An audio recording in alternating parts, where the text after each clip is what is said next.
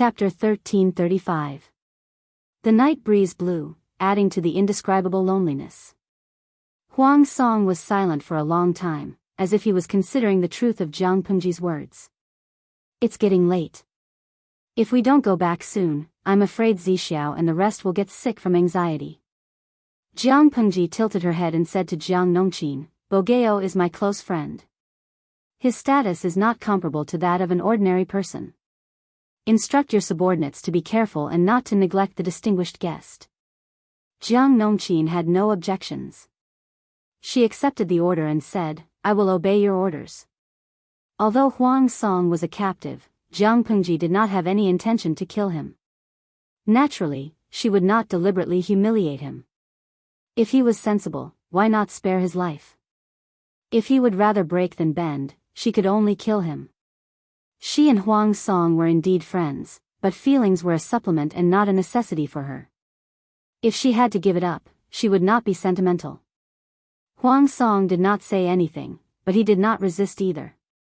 He tacitly agreed to Jiang Pengji's arrangements. Compared to his calmness and indifference, the reactions of the others were more intense.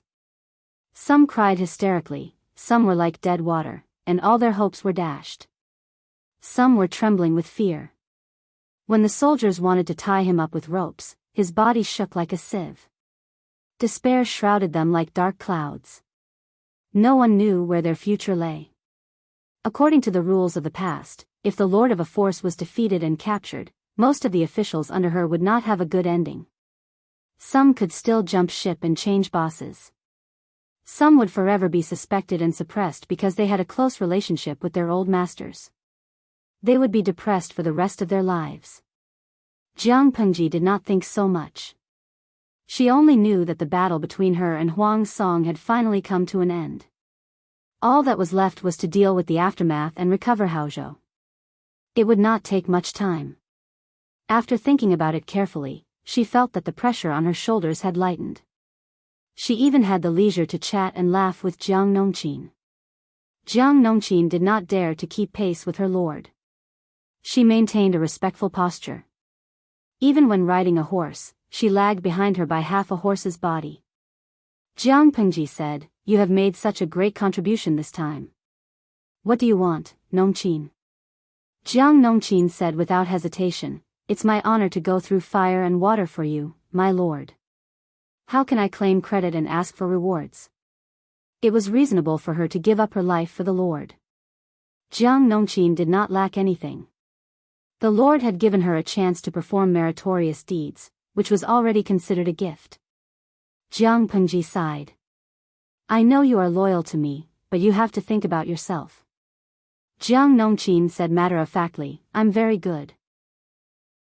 She felt that her current life couldn't be any better.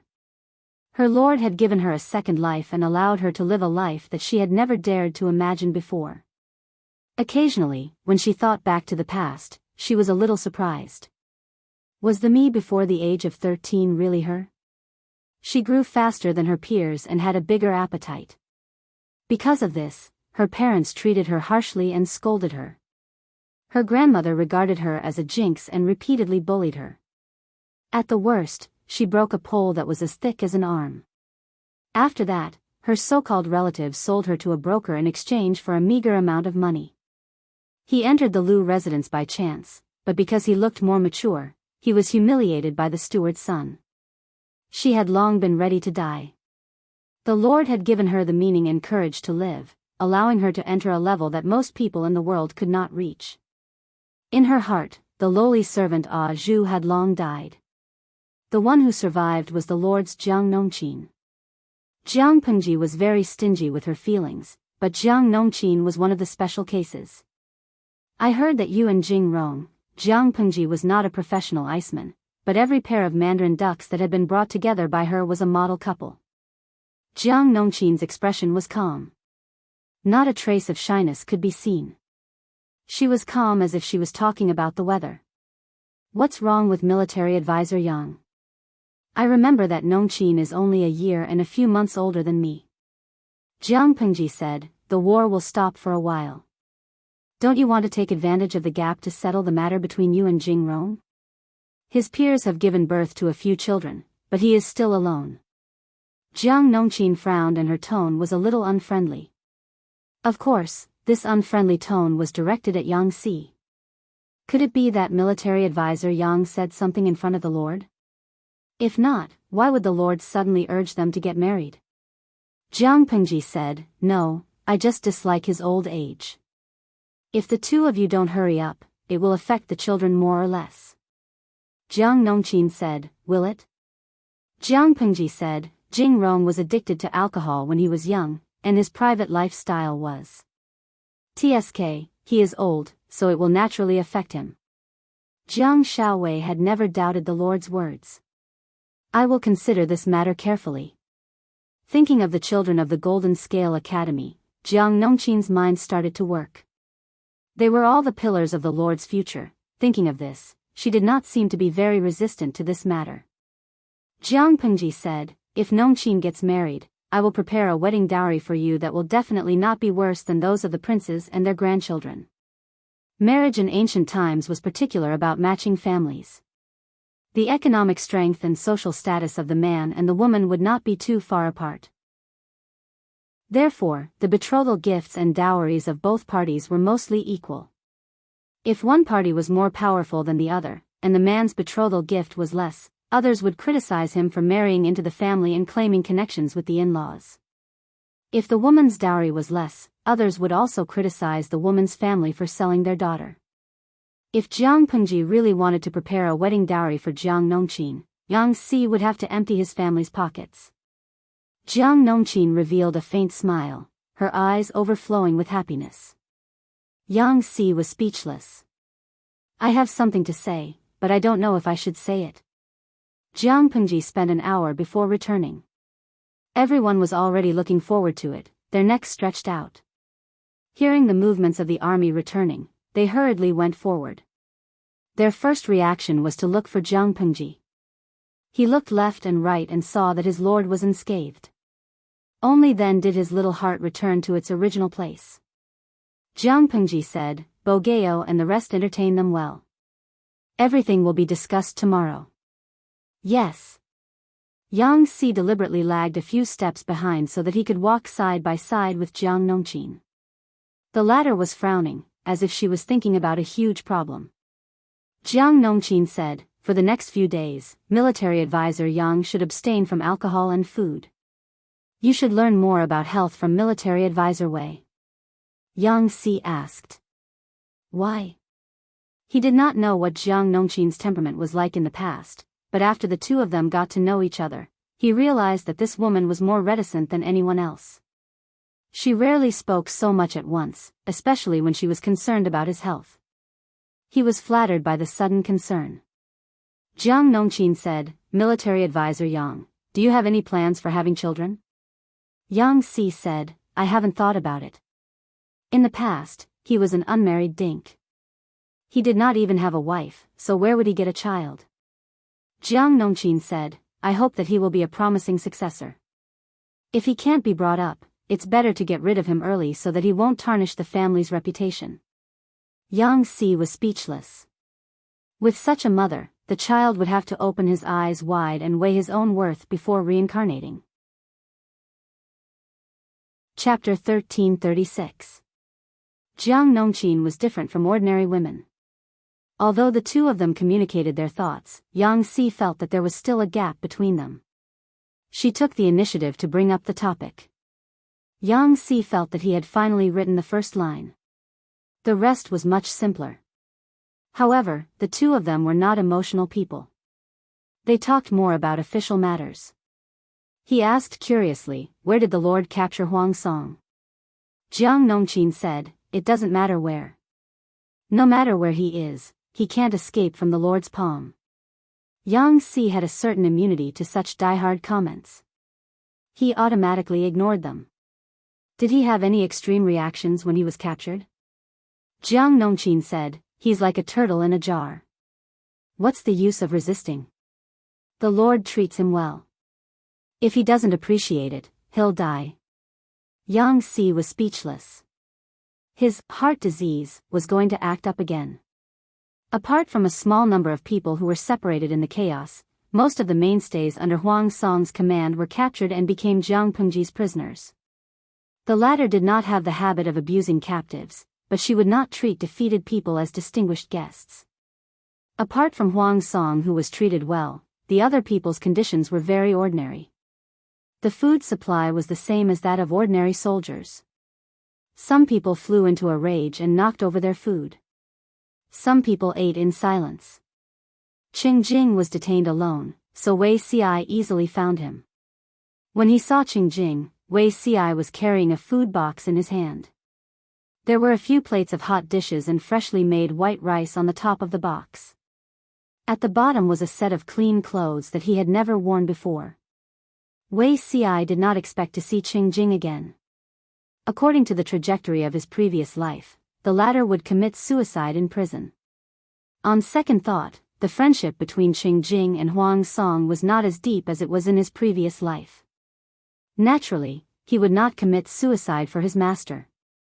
Qing Jing was locked in a small tent. There were many soldiers guarding outside. He could not escape even if he had wings. "Why are you here?" Qing Jing put down his bowl and chopsticks. He raised his head to look at Wei Xi and said with understanding, "Did you become a lobbyist?" It was dark inside the tent. There was only a dim oil lamp on the low table. It made Qing Jing look even more haggard and wretched. Wei Xi did not say anything.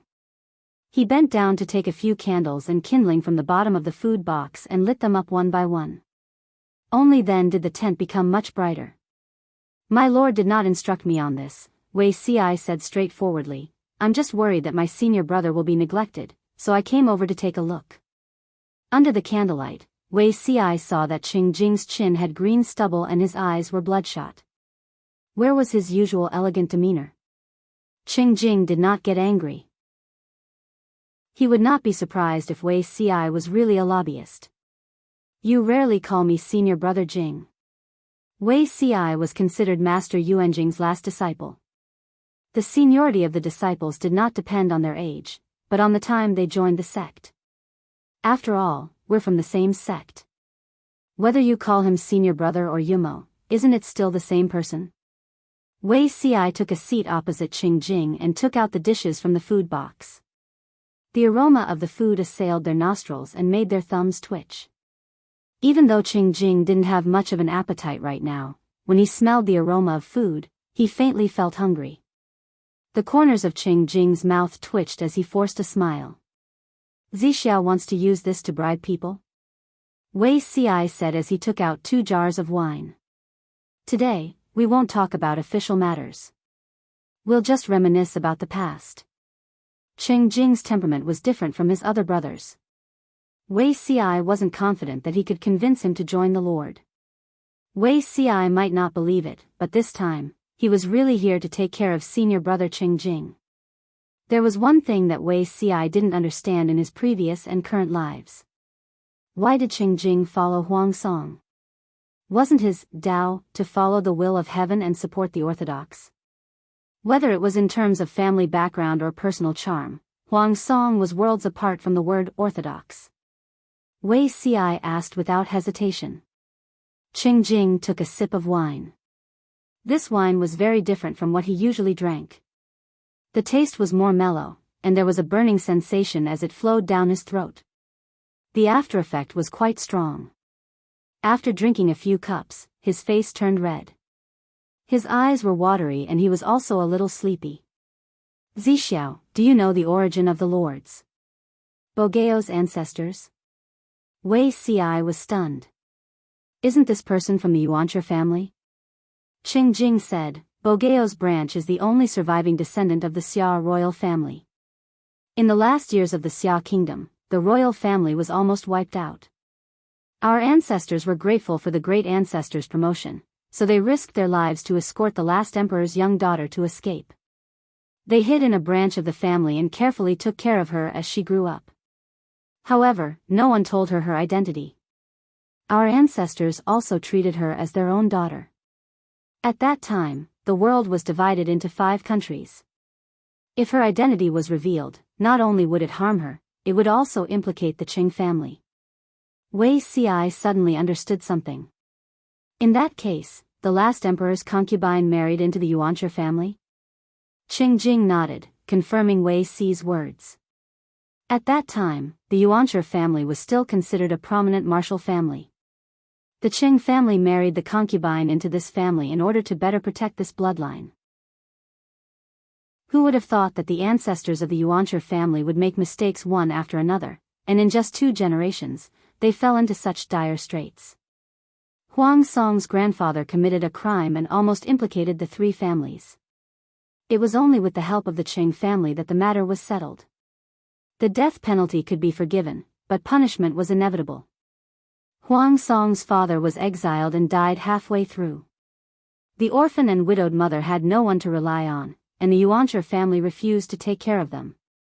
Huang Song's mother could only rely on her embroidery skills to earn money to support the family. When Huang Song's mother was widowed, she was still very young. By chance, she caught the eye of the Dongqing Emperor's favorite chamberlain, Huang Tan, and he came to ask for her hand in marriage. Huang Song's mother remarried, and Huang Song's father changed his surname to Huang Tan's stepson. Huang Song naturally followed his father's surname. Not many people knew about this old past, even Huang Song himself did not know. Of course, Qing Jing assisted him partly because of their bloodline, but also because Huang Song had his merits. If he could restore the glory of his ancestors, that would be the best. Senior brother, tell me about this. Wei Ci was a little puzzled. According to the normal scenario, if the Lord knew that Huang Song had this relationship, Huang Song's life would be in danger. Qing Jing said, the remaining power of the Xia kingdom has long been gone. Whether Biyao has royal blood or not, does it matter? Moreover, there were only a few people who knew about this matter, and most of them were dying. Who would believe that the grandson of a eunuch in the eyes of outsiders was actually the last descendant of the previous dynasty's royal family? Senior brother also said that the Xia kingdom no longer exists. Do you still insist that they are the legitimate ones? Wei Ci asked. Qing Jing smiled and said, that depends on whether the Duke of Lanting that you serve can become the legitimate one. When others heard this, they would probably think that Qing Jing had the intention to pledge allegiance, but Wei Ci knew very well that he was determined not to pledge allegiance. Unless the Lord can really ascend to the throne. Wei Ci sighed and said, Senior brother, do you have the heart to waste your time and be an idler in the mountains? Qing Jing said, this is not a question of whether I have the heart or not. This is a question of whether the Duke of Lanting is willing to fulfill my wish. He did not have the initiative. Qing Jing was not against serving Jianghu, but it was not the current her. Wei Ci said, Senior brother, don't you think it's a pity? What a waste of a good time. If the world was at peace, it would be extremely difficult for Qing Jing to be put in an important position. Would he really not be depressed in the future? Qing Jing said, there's Wei Ci, Yang Si, and Han Yu. Qing Jing is not missing. The Yuans under Huang Song were the only ones who were powerful. He had seen how much harm they had caused. If the Langia branch was completely powerful, would Jiang Pengji feel that she could not do anything alone? It was better to retreat in the face of the current and seek peace. It would not be too late to become an official after the world was at peace. Chapter 1337. Wei Ci got up and bade farewell. He stopped in front of the tent and said, I will not hide Huang Song's past from you, my lord.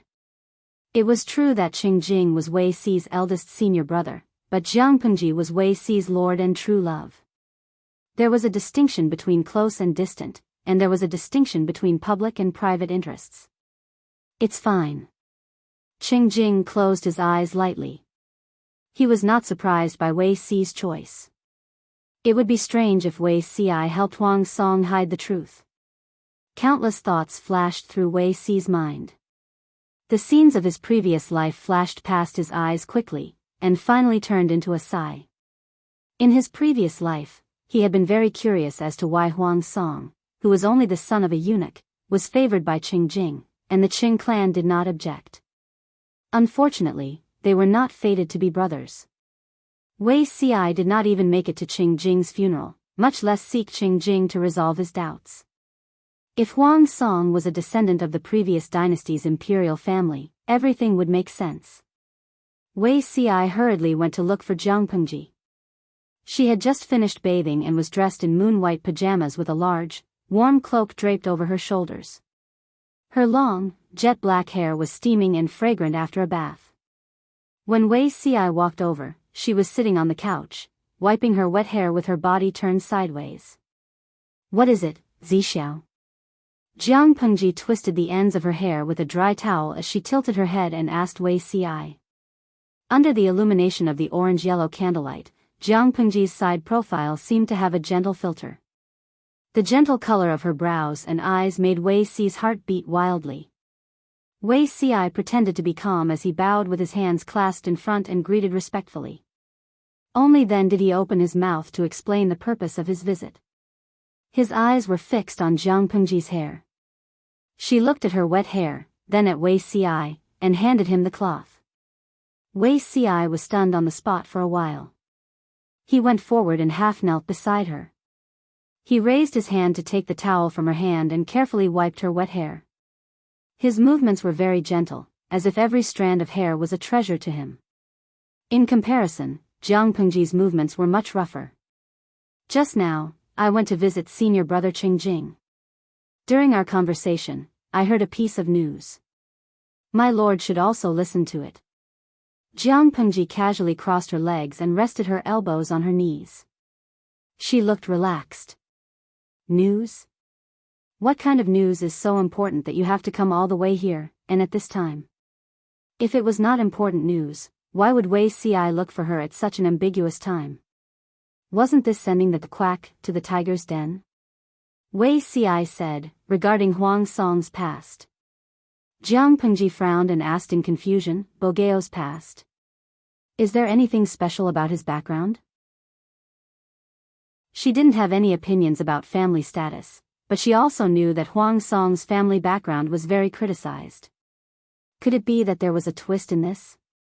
Wei Xiai said softly, "On the surface, Huang Song is the step-grandson of Dongqing's minister Huang Tan. He comes from the Yuan family, but there's more to it than meets the eye." According to his senior apprentice brother, Huang Song's ancestor was actually the Empress concubine of the last emperor of the Grand Xia Empire. Back then, the Xia kingdom was destroyed and the world was divided into 5 parts. The royal family was almost completely wiped out.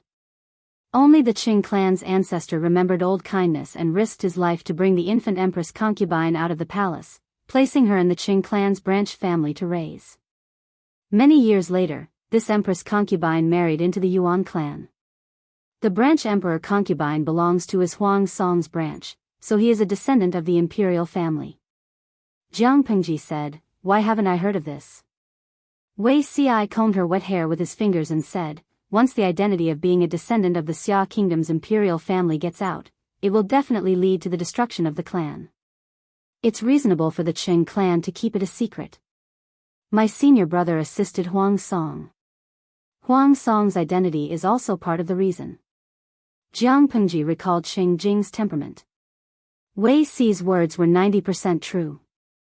However, Jiang Pengji said, "The founder of the Xia kingdom's imperial family was also of humble origin, right? Qing Jing is so persistent about being a descendant of the Xia kingdom's imperial family? It doesn't make sense." In terms of background, Huang Song was also a distance away from being orthodox. Wei Xiai knew that some parts of his lord's history weren't very good, but he wasn't surprised. Instead, he considerately and attentively explained to her, "My lord, you may not know this, but although the founder of the Xia kingdom's imperial family was of humble origin, his ancestors were also illustrious and wealthy. According to the history of this time and space, the recent history included the chaotic times of the 16 kingdoms, the Xia kingdom, the 5 kingdoms, and the current chaotic times. Before the 16 kingdoms, the Central Plains had also been unified for 367 years, and it was called Beichen. The genealogy of the Xia kingdom's imperial family could be traced back to the Beichen royal family. The history of the Qing clan's prosperity was also calculated from the period when Beichen was prosperous. Jiang Pengji listened carefully and laughed. I didn't expect Biyao to have such an ancestor. Does he know about this? Wei Ci shook his head and said, most likely he doesn't know. If he knew, he would have used this to change the public's opinion. In an era that was particular about one's background, it was better to rely on one's ancestors. Even if one's ancestor had long passed away, he could still protect his descendants in public opinion. If Huang Song could be blessed with this huge halo, why would he have to bear the stigma of being the grandson of a eunuch for so many years? Jiang Pengji smiled and said, if I were Biyao, even if I knew, I wouldn't say anything. Wei Ci asked, why? Jiang Pengji said, how could such an important card be revealed from the beginning? The world's evaluation of him is so unbearable. Even if he can dig out the genealogy to prove his identity, outsiders won't believe it. They will only believe in the facts that they have determined. Instead, they will slander Huang Song for using unscrupulous means to build up support and slander his ancestors. When he has a certain level of success and can look down on others, it will be better to reveal it. No matter how good the card was, it still depended on the timing. That was what he said, but Huang Song really did not know about this. Qing Jing also planned to reveal it when the time was right. However, Qing Jing could not wait for this opportunity. Jiang Pengji raised her hand and tucked her long hair behind her ear. A faint smile hung at the corner of her lips, as if she did not take Wei Ci's news to heart. Wei Ci asked, how do you plan to deal with Huang Song, my lord? Jiang Pengji said, he's a friend, after all. I don't plan to kill him. The decision of how to deal with him lies in his own hands. Do you mean to let him go, my lord? Wei Ci's hand paused. If you don't pull out the roots, my lord knows, there will be endless trouble in the future. Jiang Pengji played with her hair and said with a smile, naturally, I won't let him go so easily. There is no free lunch in this world. If he wants to protect the lives of himself and his family, he has to pay a price. I guarantee that he will not become a threat to me in the future. There was only one life. If it was gone, it would be gone. It all depended on whether Huang Song was willing to pay for it. A trace of doubt flashed in Wei Ci's eyes. He did not know what his lord had thought of. I plan to have a talk with Biyao. If he agrees, what's wrong with me letting him go? If he doesn't agree, I will give him a dignified death for the sake of our friendship in the past. Jiang Pengji grabbed her half-dry hair. By the way, what's Qing Jing's attitude? Wei Ci said vaguely, he supports the orthodoxy. Jiang Pengji raised her eyebrows and asked in return, what if I become the orthodoxy? Wei Ci said, I'll be at your command, my lord. Chapter 1338. Jiang Pengji asked Wei Ci to help her dry her hair. She took out a green hair tie and tied her long, smooth hair behind her back. The attire greatly reduced her original sharpness, but instead added a touch of gentleness. She had the charm of a girl for the first time. Zixiao, are you curious about the method I used to solve Biyao's problem? Wei Ci nodded honestly. He was indeed curious, but there were some things he couldn't ask too deeply. He could only bury his doubts in his heart. Zixiao, why don't you come with me? Jiang Pengji stood up and tidied the clothes draped over her shoulders. She said with a smile, if I go to see Biyao like this and no one follows me, who knows what kind of scandals will happen outside. They did have scandals in the past, but no one took it seriously. Wei Ci lowered his eyes and didn't comment, but the curvature of his lips revealed his inner thoughts. Oh yes, remember to bring a set of brush, ink, and paper. Bring a few more sets of paper. Jiang Pengji leisurely walked in her wooden clogs to see Huang Song. Wei Ci followed closely. The patrolling soldiers stood and saluted when they saw the two of them. Biyao shouldn't be asleep yet, right? Wei Ci said with a smile, once he becomes my lord's captive, I'm afraid he won't be able to sleep even if he has a big heart. Huang Song indeed hadn't fallen asleep. He tossed and turned over Jiang Pengji's words. How will you know if it's a difficult or easy question if you don't try? He wasn't sure what Jiang Pengji meant. It wasn't that he was stupid, he just didn't dare to believe it. What was the reason for letting him go? Was it because of the so-called youthful friendship? Such an excuse could only deceive ignorant people. In the face of conflicts of interest, all emotions had to give way to conflicts of interest. If Jiang Pengji was an emotional person, perhaps it would be somewhat believable. However, he was a rational person and wouldn't easily be swayed by his emotions. He thought about it and still felt that it was better to commit suicide. As long as he died, Jiang Pengji wouldn't be ruthless toward his former officials. At the same time, she would treat his family well. The wife and children shouldn't be implicated. A dignified lord wouldn't treat orphans and widows harshly for the sake of his reputation. Su Pei's family was the best example.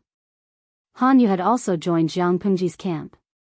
He would more or less take care of his former master's family and children.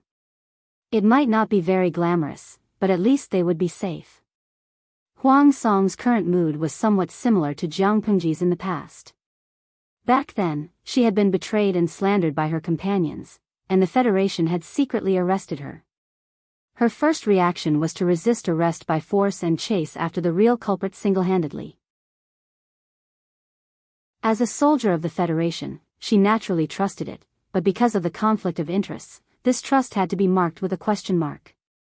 I knew you hadn't slept. After Jiang Pengji entered the tent, she happened to see Huang Song staring blankly at the saber on the table. She smiled without changing her expression. Behind her were Wei Ci and a few cooks from the logistics department. The cooks were carrying utensils for roasting meat and hot pot, as well as many ingredients. Huang Song looked up and was dumbfounded. What kind of stance is this? Jiang Pengji said, I'm looking for you for supper. I'm hungry. Huang Song, Jiang Pengji raised her hand and threw the sword to Wei Ci. She asked casually, Biyao, is this sword expensive? This sword was given to me by my grandfather when he was crowned Emperor Song. Although it isn't precious, it holds great significance. Jiang Pengji said, so it was a gift from an elder? If the elder knew that the sword he gave you ended your life, he wouldn't feel good. As she spoke, the cooks tidied up the table and set up the roasting pan and cauldron. The ingredients were placed on a separate rack. Another person lit the cauldron and poured the seasoning that had been seasoned with good flavor. It's a pity that alcohol is forbidden in the army. Otherwise, we can have supper and drink at the same time. Jiang Pengji sat opposite Huang Song, while Wei Ci sat beside her and behind her. Lanting, why are you here? Huang Song didn't have the appetite to eat. He said directly, what's the matter? Why don't you tell me? Jiang Pengji moved her chopsticks and put the ingredients into the boiling pot. She smiled and said, when we're 60 years old, I wonder if we'll have the opportunity to have a meal together. Huang Song's expression changed. Lanting, what do you mean? I don't like to force things. You know my temperament, Jiang Pengji said. If you've made up your mind to die, I'll take care of your funeral properly based on our past friendship. If you still have the thought of living, I'm not a narrow-minded person who can't tolerate others. Huang Song knew her true attitude when she spoke so clearly.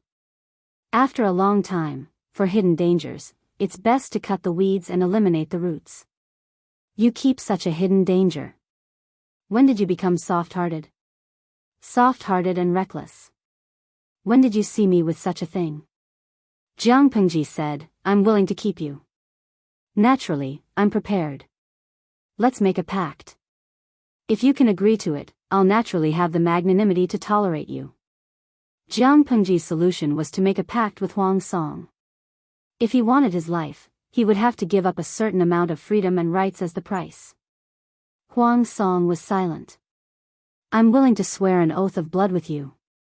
You don't have to worry that I'll betray you before the blood in my mouth dries. Huang Song's expression changed.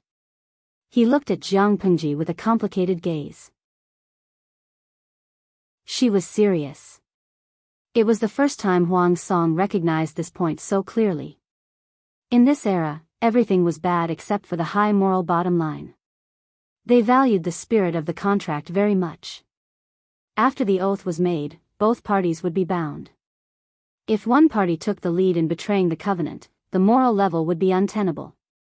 The other party could be ruthless and not be condemned by public opinion. To put it more clearly, both parties would sign a contract and abide by it. The contents of the contract would definitely favor Jianghu. Huang Song would be the bound party. It was not enough to just have the oath. Jianghu wanted everyone to know about the oath. Not only would it bind Huang Song, but it would also bind his former officials. It was not a big deal to let Huang Song live. She wanted Huang Song to live well so that his former officials would not dare to have a trace of disloyalty. Jianghu smiled and said, "If Biyao is willing, we can discuss the contents of the oath while eating." Huang Song laughed bitterly and said, "Lanting's thoughts are really, very meticulous." Jianghu turned her head and said, "Then I'll have to trouble Zixiao to help me write." Wei Xi agreed. The contents of the contract favored Jianghu, but it was not unacceptable to Huang Song. It was even more lenient than expected. Huang Song's third generation would not be able to control real power, but his great-grandchildren could enter officialdom through normal channels. Huang Song himself would be conferred a title in the future, and his title would be inherited for 3 generations. Losing power and a certain amount of freedom in exchange for peace and wealth for the rest of his life. For the defeated, this was a good ending. It was much better than Su Pei's family, who had lost the protection of the head of the family and lived in fear. Huang Song carefully looked at the dozen pages of the contract that Wei Xi had drafted and asked a question. Children and grandchildren can't enter officialdom. What about daughters? Jianghu said, "If your daughter is capable, she can." Based on the current trend, men had far more political rights than women. Therefore, Jianghu restricted Huang Song and his third generation. After all, they were old friends. She did not want Huang Song's family, who had no real power, to be looked down upon. Therefore, she left some leeway. As long as Huang Song's daughter and granddaughter entered officialdom, his former officials who did not believe in him would not support them on account of their past relationship. Therefore, this group of people could not say anything about women entering officialdom. Wei Xi was speechless. Chapter 1339. Jianghu ate her fill and got up to leave with Wei Xi. She realized that Wei Xi had been silent since the beginning. He was still holding a pile of contracts in his arms, as if he was thinking deeply about something. Jianghu suddenly stopped. Wei Xi did not stop in time and bumped into her. She did not react, but Wei Xi did not stabilize his center of gravity and took 2 steps back. He came to his senses and quickly bowed to apologize. Jianghu asked him, "What are you thinking about, Zixiao?" Wei Xi would hide it from others, but he would not hide it from the person in front of him. As long as she asked, he would tell her everything he knew. He said, "I'm thinking about my lord's intentions." Jianghu tilted her head and looked at him. She chuckled and said, "What intentions could I have?" Wei Xi analyzed, "My lord and Huang Song made a blood pact. On the surface, this pact is not binding Huang Song, but my lord. Huang Song had already been defeated. If the lord wanted him to live or die, how could Huang Song, the loser, resist?" Not only did Jianghu keep Huang Song alive, but she also wanted to make a blood pact with him. Huang Song lost his power and certain freedom, but he and his family no longer had any worries. As long as his family behaved themselves, no one could touch Huang Song's family, be it the lord or the future lord. A mere pact could protect the lives of Huang Song's 3 generations. When his great-grandchildren were born and grew up, it would be 50 or 60 years later. 50 or 60 years was neither long nor short. The world would change. Who knew what would happen in the future? Anyone with a discerning eye could see that this pact was not only not a bad thing for Huang Song, but it was also a great thing. However, Wei Xi smelled something different. Huang Song's words, "Children and grandchildren can't become officials, but what about daughters?" inspired him. The idle members of the royal family had no power. Their lives were worse than those of ordinary aristocrats, not to mention that Huang Song and Jianghu had fought for the throne. Without power and being unable to become an official, what was the use of being a noble? In order to keep the family name, Huang Song's descendants had to expend energy to train their daughters and even granddaughters to help them enter the official career. Huang Song's old officials would not stop them for the sake of their past friendship and immediate benefits. Instead, they would push them from behind. 50 or 60 years was enough for the power structure of the court to change dramatically. When the Empress ascended the throne, she could use force to overcome the chaos. After peace, the officials still hoped for a male heir to inherit the throne. The risk of a woman giving birth was too great. No one could guarantee that a woman giving birth would not be dangerous. To the officials, male heirs did not have the burden of pregnancy. Their chances of survival were higher, and they were more effective in stabilizing the court. In addition, women's status in the imperial court was too low. This was also one of the problems that hindered the succession system of the Empress. Wei Ci guessed with a trembling heart. Was his lord paving the way for the future crown princess? Back then, when the crown princess was conferred and the previous inheritance mechanism was overturned, His Majesty, Wei Ci, was under a lot of pressure. Had he already made arrangements in this life? At the thought of his daughter from his past life, Wei Ci could not help but feel his eyes welling up. Although the emperor had resisted the pressure to make the crown princess, the officials had never stopped questioning Jiang Yan. She could only shut those people up if she did it flawlessly. One could imagine what kind of pressure this successor had to bear from birth to adulthood. Wei Ci was lost in thought. If his lord were to pave the way for her now, the pressure Yan would have to endure in the future, would it be less? Jiang Pengji smiled and said, "I'm not willing to suffer any losses. I gave Biyao some benefits so that he could repay me more." Wei Ci was more certain of his guess after hearing it. "My lord, you mean?" Wei Ci almost bit his tongue. He could not pronounce his words clearly. "You want," Jiang Pengji said, "I heard you talk about her." Wei Ci was surprised. "When Han Mei and Wan got married, you were drunk. You even warned Feng Yu from Zisher's family not to harm Yan. Is that child called Jiang Yan?" Wei Ci's heart was thumping wildly. He could not remember this at all.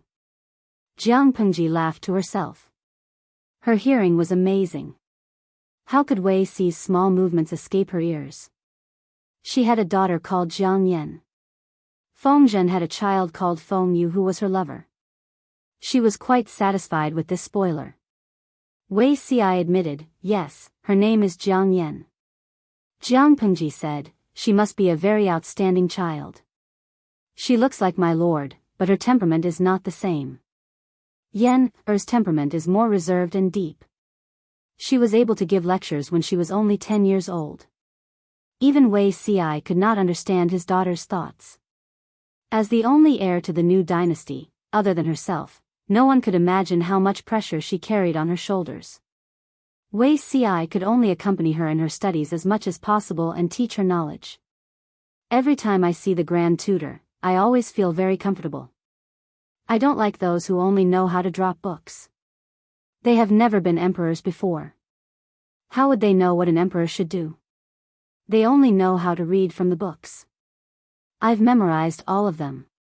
This was what Jiang Yan said when she was 4 years old. It was also a rare willful statement from her. She usually did things very steadily.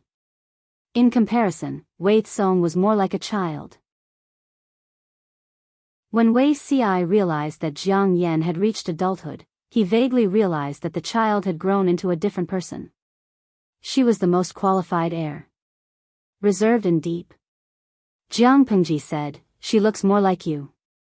She knew very well what kind of temper she had, but her future daughter had a calm personality. Wei Ci said, "My lord, are you paving the way for Yan this time? The past life is different from this one. If we have a child in the future, we don't know if it will be Yan Jiang Pengji said calmly. "However, some things have to be prepared as soon as possible. Whether it's Yan or not, she's still our daughter. Huang Song's family prepared it for her. For this reason, I can tolerate Biyao." She was not only interested in Huang Song, but also Huang Song's connections and old ministers. If she operated them well, they would definitely be of help. Since she knew the difficulties that she might face in the future, she could make arrangements early so that she would bear less pressure in the future. Wei Ci said, "Parents love their children, so they have far-reaching plans." Jiang Pengji smiled and winked. "Our relationship is still clean. There are still 7 long years before we become parents." "Zixiao, don't make me wait too long." Wei Ci was speechless. She always flirted with him. His lord style was really different from her previous life. Jiang Pengji said, "Other than Jiang Yan, we have other children?" Wei Ci was silent for a moment, then said in a low voice, "I have a son named Wei Kong. His courtesy name is Tingzhang." Hearing the surnames and names of the 2 children, Jiang Pengji understood the meaning behind it. She did not probe further. Instead, she returned to her tent. According to her observation, the 2 children were probably the wounds in Wei Ci's heart. This matter should be discussed later. The next day, Jiang Pengji gathered everyone and told them about her and Huang Song's blood oath. Everyone frowned slightly. They all agreed to eliminate Huang Song, but it was not impossible for their lord to keep Huang Song. Chapter 1340. The crowd did not understand Jiang Pengji's future as well as Wei Ci. Naturally, they did not see the hidden scheme in it. However, based on the contents of the alliance, their lord did not suffer any losses. Under this premise, as long as Huang Song kept his promise, it would not be a problem to spare his life. Jiang Pengji asked, "Does anyone have a different opinion?" No one had any objections. If there was, it was mostly because they felt that the ban on the 3rd generation was too short. The 3 generations referred to Huang Song's sons, and Huang Song's grandsons. That guy had already married and had children. His children were already a few years old. It seemed that it would only take a few years for his great-grandchildren to grow up. Everyone was worried that the time was too short. However, calculating the time, by the time Huang Song's great-grandchildren became officials, he would have long been buried. His former officials would not be left. Thinking about it this way, it was acceptable to ban the 3rd generation from becoming officials. The Lord allowed Huang Song to live, but she would not let him and his descendants be unable to become officials forever. This was not showing mercy, but deliberately finding fault. Jiang Pengji saw that the young princesses were so reasonable and felt satisfied. She then ordered people to prepare for the alliance ceremony. She had formed alliances with people many times, but most of them were verbal agreements. An alliance made with blood was different. The audience in the streaming room thought that this kind of alliance was like dripping blood into a wine cup and drinking it. In reality, it was smearing the blood of livestock on the lips to show sincerity and determination to form an alliance. For a TV series, the former was naturally more expressive. Jiang Pengji turned off the streaming earlier yesterday, so the idle audience did not know the details of her and Huang Song having supper and talking about the alliance. When they first arrived in the streaming room that day, they were shocked by the development of the story. Many of them even expressed doubt and worry about it. "Xiaopen, streamer, you broke the agreement and pretended to be an official, right? Can you guarantee that Huang Song's descendants will not secretly stir up trouble?" In ancient novels, the character of Huang Song's descendants was the proper male lead. The ancestors and the royal family failed to fight for the world. In order to appease the people, the royal family pretended to be benevolent and righteous. The descendants had no choice but to yield to reality. In the male lead's generation, he was the most outstanding existence. He was even envied and hated by the cruel and tyrannical emperor. He was always on guard against suppressing the male lead. The male and female protagonists fell in love while laying low, conserving their strength. After a series of struggles, they overthrew the royal family and replaced them. The audience was tired of watching this kind of plot and couldn't help but worry that Huang Song's descendants would make trouble. It was better to cut the weeds and eliminate the roots. Goo goo goo goo, although it's not good to kill the innocent, you have to think about yourself and your descendants. It's dangerous to keep Huang Song alive. Cafeteria Daffin Auntie, it's very serious to swear an oath with blood. Both parties will not break the contract easily, let alone sign a paper contract. For a more recent example, during the Long March, a certain marshal also used the method of blood oath to make an agreement with the ethnic minorities not to offend each other. Although ancient times were backward in all aspects, their spirit of contract was very worthy of praise. If it was just a verbal agreement, they would have to rely on their own morals to fulfill the agreement. Naturally, there would be more people who would break the agreement. However, Jiang Pengji put all the terms into practice. While they pledged their alliance by drinking blood, there was an additional procedure to sign the alliance contract. It was written in black and white, and the alliance was the proof. Who would take the initiative to break the agreement? Han Yu and Qing Jing, as the MCs of both parties, checked the two agreements separately to make sure that there was no difference between the content of the alliance contract and the agreed terms. After the check, Han Yu read it aloud to let the officials and soldiers who witnessed the alliance contract know what was written in it. If there are no objections, you and I will sign it. Huang Song sighed. Of course not. He picked up the pen and dipped it in red ink. He signed his name at the end of the agreement and stamped it with his private seal. That was not enough. They also needed to leave their handprints on the agreement. Jiang Pengji pulled out a dagger and cut her palm with a poker face. She clenched her fist and blood covered her entire palm. Huang Song saw that she was so bold, so he silently gave up the delicate action of using the ink pad. But he had no sharp weapon with him, so he could only borrow her dagger. There were 2 copies of the alliance contract. One was kept by Jiang Pengji and the other by Huang Song. Jiang Pengji dipped her finger in the bowl filled with animal blood and wiped the blood on her lips. Huang Song did the same. She said happily, "The alliance contract has been signed. It seems that it is not impossible for us to have dinner together when we are 60 years old." Huang Song thought that he had a long life, but the person in front of him might not. However, if he dared to say that out loud, the people behind Jiang Pengji would definitely beat him to death. Under the supervision of his desire to live, Huang Song could only swallow the words in his heart silently. The alliance contract was signed, but it was not over so easily. Huang Song couldn't help but sigh when he thought of Qing Jing and the others. He had failed to live up to their high hopes and expectations. My lord, why did it have to be like this? Yuan Chang's wounds were treated, but because of his action, the gauze was stained with blood again. He didn't care about it at all and continued, "It was all because of my incompetence that I failed to protect my lord, so my lord," thinking of his lord's experience, Yuan Chong was so sad that his eyes turned red.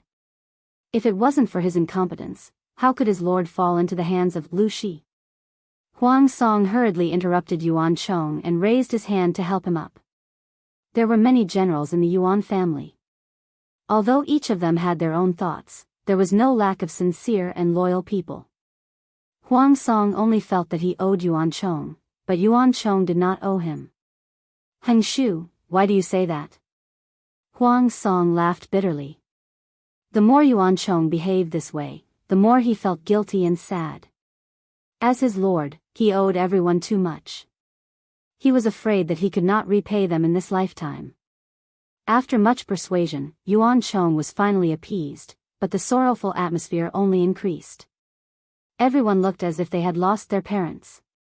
Huang Song and Feng Ju looked at each other from a distance. The latter's expression was gloomy and cold. "Has my lord thought about what to do in the future?"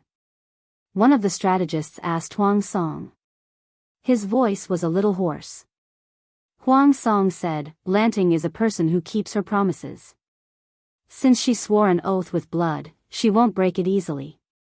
I'm not worried about myself. Instead, I'm more worried about you. You're all in the prime of your lives. You can't just retire and waste your talents, can you?" For an ambitious person, wasting time was the cruelest punishment. Huang Song was not a sore loser. He did not mind the old officials pledging allegiance to Jiang Pengji. As the saying went, parents could remarry, not to mention the ruler and the officials. When everyone heard this, they felt even sadder. Some people even burst into tears. Huang Song was not completely selfless. He had his own plans. Because the covenant stipulated that the male heirs of the third generation of Huang Song were not allowed to become officials, he could only think of ways to train his daughter. If the old officials pledged allegiance to Jianghu, they would be his daughter's natural support in the court in the future. Huang Song's childhood experience told him that reputation and everything else were fake. Only strength could earn people's respect. Jianghu would grant him a title of nobility for 3 generations in the future, but it was an empty title without power. If others were willing to respect you, it meant that they thought highly of you. If they were not willing to respect you, you could only accept it. As the head of the family, Huang Song naturally could not let his family face such a predicament. Therefore, he had to plan slowly now. Chapter 1341. Qingjing was not the only one under Huang Song who was unwilling to surrender. Jianghu would not mind anything but having more people she could use. Huang Song's old officials were unwilling to surrender. She would suffer a great loss. This plan was not only to pave the way for her future daughter, but also to let Huang Song persuade these people to surrender. It was not difficult to persuade others to surrender. The only difficulty was Qingjing and Fengju. Needless to say, there were only 2 reasons why Qingjing was unwilling to surrender. First, the time was not ripe. Second, Jianghu's Langya County was too powerful. If he was included, Yuanjing would have 3 of his 4 disciples. He did not want to cause trouble for his teacher and junior brothers.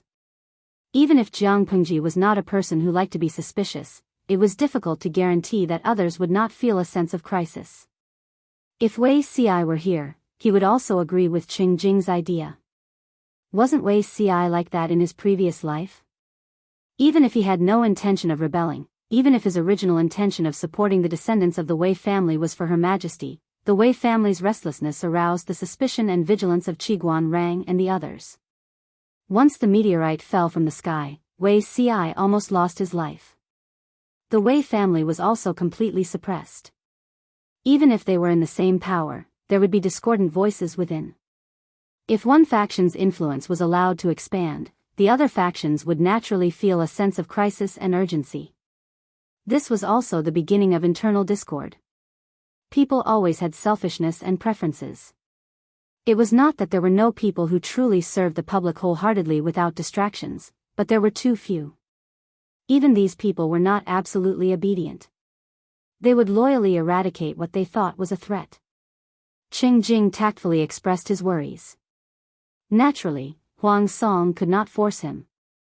Then, why was Fengju unwilling to surrender? In the face of Huang Song's tactful inquiry, Fengju was silent for a long time. He said faintly, "There's no other reason. I'm tired of it." Fengju said it lightly, but Huang Song felt that he had another meaning. However, Fengju was unwilling to say it clearly, so Huang Song could not force him. He sighed. "If you're tired of it, you can become a hermit and live a carefree life." No matter what, Fengju was the 3rd Langjun of the Feng family. As long as he did not deliberately seek death, Jianghu would not touch him for Fengjin's sake. From this point of view, Fengju was the safest among them. He could advance and retreat at will, so Huang Song did not have to worry too much. He and Fengju had known each other since they were young, so he had slowly come to understand the other's character. Fengju might look easygoing on the outside, but in reality, he was extremely arrogant. This kind of arrogance did not mean that he was arrogant. Instead, it was the way he handled things. Because Fengju learned and did everything easily, he gradually developed a personality that could not tolerate failure. Fengju had suffered quite a blow from this huge defeat. Huang Song also hoped that he could calm down for some time. Fengju said, "Has my lord really given up?" Huang Song was stunned, and he suddenly recalled the conversation between the 2 of them all those years ago. "What if I lose? If the lord loses, I will accompany the lord to fight the Azura Hell again. There won't be another Lu Lanting there." When he thought of this, Huang Song's face suddenly flushed red, and he was almost too embarrassed to show his face. Feng Zhu was not a person who cherished his life. He did not care about the lives of others, nor did he care about his own life. In the end, however, Huang Song signed an alliance with Jianghu. He paid the price of not being able to become an official for 3 generations. He sacrificed his freedom in exchange for a night of promiscuity. Feng Zhu must be very disappointed at this moment, right? Huang Song was not a person who was afraid of death, but he could not open his mouth to defend himself. Similarly, he could not explain his current actions. Huijia, Huang Song spoke embarrassedly. He did not dare to meet Feng Zhu's eyes at all. Feng Zhu asked again, "Has my lord really given up?" This time, his tone was more serious than before. Huijia, it's not that I've completely given up, but is there a need to continue fighting in this situation? The winner is king, and the loser is the bandit. A loss is a loss. I, Huang Bogeo, am not a person who cannot afford to lose, Huang Song said awkwardly. You and I have known each other for many years. How can you not know my ambition? If Lu Lanting can really pacify the world and end this chaotic world, so what if I submit to her? If it were not for the fact that he was in a dead end, Huang Song would not have admitted defeat so easily. However, the outcome had been decided, and he did not want to fight anymore. Hearing this, Feng Zhu's eyes darkened, and there was another period of silence. After a while, he said, "In the end, it's all my fault." Huang Song was dumbfounded. He thought that Feng Zhu would reprimand him, but he did not expect the topic to change and put the blame on him. What did this mean? Feng Zhu refused to explain. That year, the Dongqing royal family moved the capital to Qinzhou, and Huang Song had a stage to show his skills. Although it was Yang Si who schemed against Huang Song and caused him to lose the trust of the Dongqing emperor, Feng Zhu also added fuel to the fire. Huang Song's ambition could be said to have been raised by Feng Zhu. He only cared about himself and forgot what Huang Song's original goal was. Feng Zhu did not give Huang Song a chance to ask. He bowed and said, "I have made up my mind. My lord, please take care of yourself in the future." Huang Song could not tell what he was feeling in his heart. He only felt powerless and sad. His movements quickly reached Jiang Pengji's ears. She also knew the choices of the people. Those who were willing to submit, she would only accept them after an assessment. Those who were not willing to submit. Qingjing and Feng Zhu really don't know what's good for them, a general muttered in a low voice, feeling indignant for Jiang Pengji. As soon as he finished speaking, he was glared at by a few people.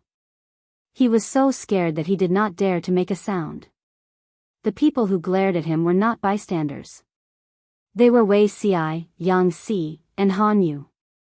They were the big shots of the advisors. How could the newly promoted small general dare to offend them? The 3 of them were considered Qingjing's senior and junior brothers. Feng Zhu was Feng Jin's 3rd brother. It was not easy to deal with any of them. Jiang Pengji rubbed her brows and said, "Leave Qingjing to Master Yuan Jing. Feng Zhu will return a favor to the Feng family." She was responsible for the children she had taught. Jiang Pengji did not want to kill the 2 boys and offend Yuan Jing and Feng Ren. After all, she still needed them to help her perfect her education. As long as Qingjing and Feng Zhu did not betray her, Jiang Pengji could let them go. Anyway, Qingjing had gone to Yuan Jing's side. It was impossible for him to be idle. When Feng Zhu returned to the Feng family would keep an eye on him and not cause trouble for her. Everyone said, "My lord is benevolent." The counselor could still find out what she was thinking. If others were a little slower, they would almost put her on the pedestal of her benevolence. Jiang Pengji was speechless. Look, it was obvious that she was full of evil tricks. She was scheming from afar, but outsiders still thought that she was pure and righteous. She did not care about Huang Song's matters for now. Jiang Pengji was extremely busy. Previously, Huang Song's army was defeated. There were countless casualties, but there were even more deserters. If she left them alone, they would either starve to death or become bandits and harm the people. Jiang Pengji naturally had to deal with the aftermath. On one hand, she sent troops to capture them. On the other hand, she recruited troops and horses to trick them into coming back. Jiang Pengji had the most experience in dealing with these defeated troops. Chapter 1342. Jiang Pengji ran the army strictly, but the salary and pension benefits given to the soldiers were second to none among the feudal lords. She spent half a month dealing with this matter. In her free time, she would bring people out to survey the terrain of Changye to see if there were any areas that could be improved. Not only did she go alone, but she also brought Huang Song along. They are all busy. No matter how I think about it, only you are free. Jiang Pengji said calmly. She looked as if she was just talking about the weather. Huang Song was so angry that he was about to bleed. 20 days ago, he was still an opponent whom he had fought to the death with. Have you forgotten? Was he being scolded for being a freeloader? Jiang Pengji was wearing a loose robe with large sleeves. Her long sleeves were tied up with a bracelet, revealing her bare arms. Now that it was almost late autumn, Huang Song felt cold just by looking at her clothes. He couldn't wait to stay away from her. Jiang Pengji was wearing wide-toothed wooden clogs. Huang Song followed beside her. Behind her stood more than 20 guards with swords. They climbed to the top of a nearby hill, and looking down, they could see a continuous line of regular barracks. Right now, Changye is a desolate place. However, I heard that it used to be a county with abundant grain production. Jiang Pengji took a glance and ignored the guards' fearful gazes. She climbed onto the rock at the top of the mountain and stood higher to see further. Does Biyao know about this? Huang Song's scalp went numb when he saw her suicidal actions. He immediately backed away to clear his name. He didn't want to be misunderstood as trying to murder Jiang Pengji. He reckoned that they would pounce on him and kill him before he could do it. I've heard a little about it. It's said that the rainwater flowed backwards and caused the plague, Jiang Pengji said. The terrain here is low. If there is a rare rainstorm and the waterway is blocked, it will be easy for the river to flow backwards. The natural disasters in Dongqing were endless. Droughts and floods died. No one could guarantee that Changye would not experience a rare rainstorm again. If this place was to be developed, this problem had to be solved. If Changye could be managed well, it would become a major grain-producing county in the future. There was no such thing as too much grain. In this era, it was a blessing for farmers to suffer from cheap grain prices. The scariest thing was that there was not enough grain to eat. Huang Song glanced at her and asked, "What does Lanting plan to do?" Jiang Pengji said, "Divert the river water to nourish the fertility." Because the ancient tools were very backward, in order to make up for this, they had to send a lot of manpower and labor. According to the previous methods, Jiang Pengji recruited refugees from the vicinity and provided relief through work. Not only could it solve the security problems of the area, but it could also solve the livelihood problems of the people. At the same time, it would not delay the construction of various projects. Naturally, he would do the same to Changye. However, Changye was a desolate and uninhabited place. Not to mention refugees, it was hard to even see a living person. If she wanted to develop the area, Jiang Pengji would have to transfer manpower from other places. This would be another expense, and it would take time to transfer people. I'm planning to sort out the uniforms. They were prisoners of war, but weren't they Huang Song's former troops? Jiang Pengji planned to absorb the young and strong prisoners of war to expand the military camp. The rest would be left behind as labor. Of course, even if they were prisoners of war, Jiang Pengji planned to pay them, but the pay was only half that of normal labor. Once the construction was over, these captives could either stay and become residents of Changye, or they could choose to return home. Huang Song said, "Lanting can make the decision." In his opinion, Jiang Pengji's methods were gentle and merciful. If it was in the past, when food was scarce, the prisoners of war would be killed. Prisoners of war could not be considered human beings. Their social status was lower than that of slaves. If Jiang Pengji disliked their gluttony, she could kill them here to save money. Not only would they be kept alive, but they would also be paid to work. They would even have the opportunity to regain their status as civilians in the future. Even Huang Song could not find fault with it. Jiang Pengji stayed on the mountain and watched the scenery for a while. Then, she got up and jumped off the huge rock. Let's go back. It's getting dark. Everyone went down the mountain and returned. Just as they were halfway up the mountain, Huang Song accidentally stepped on something and almost rolled down. Jiang Pengji quickly pulled him up. Huang Song was so scared that he broke out in a cold sweat. Why did you step on nothing? There's something under my feet. Huang Song stepped aside and found a piece of blackened bone exposed where he had stepped on. Jiang Pengji did not care at first. When she looked down, she found a piece of green on the ground near the black bone. She got up and said to the guard, "Dig it out." The guard dug very deep. It took him a quarter of an hour to dig the headless corpse out of the mud. There was a seal next to the corpse. Jiang Pengji did not care about the corpse. She cared about the seal. Huang Song glanced at it and said, "This seal is of excellent quality. Looking at the carving and style, it seems to be from the early Xia dynasty." The Xia dynasty unified the Central Plains. The surrounding small country succumbed to it. It was an era with an extremely prosperous economy and a luxurious atmosphere. This atmosphere also affected all walks of life. Many places carried the decadent atmosphere unique to that era. Even the seal that was commonly used by Taoists was more or less affected. Jiang Pengji said, "The early Xia dynasty? Taoism was popular at that time?" This seal came from the same source as the one that Wei Ci carried. Except for the different seal characters, it seemed to be cloned. Huang Song said, "Although it's not the state religion, it's much more likable than Buddhist monks."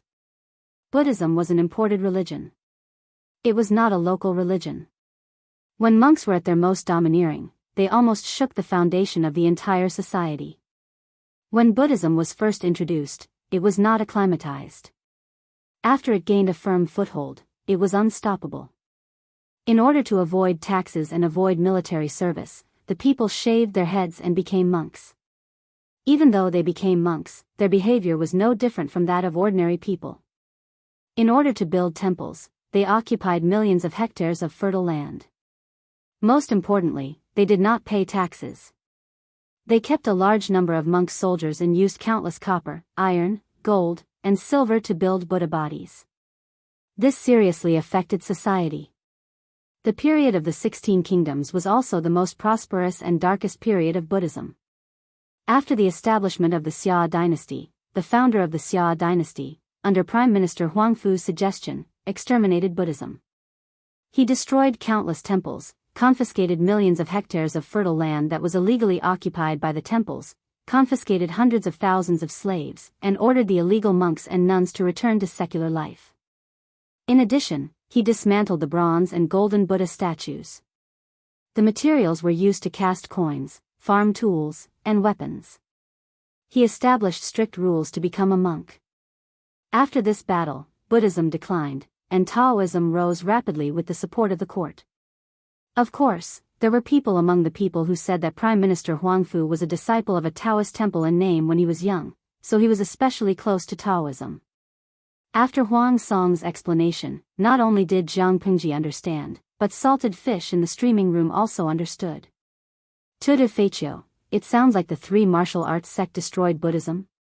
The Fairy Queen's crimson, I thought monks were kind and benevolent. I'm dumbfounded. Zimu, the monks in the history of China were similar.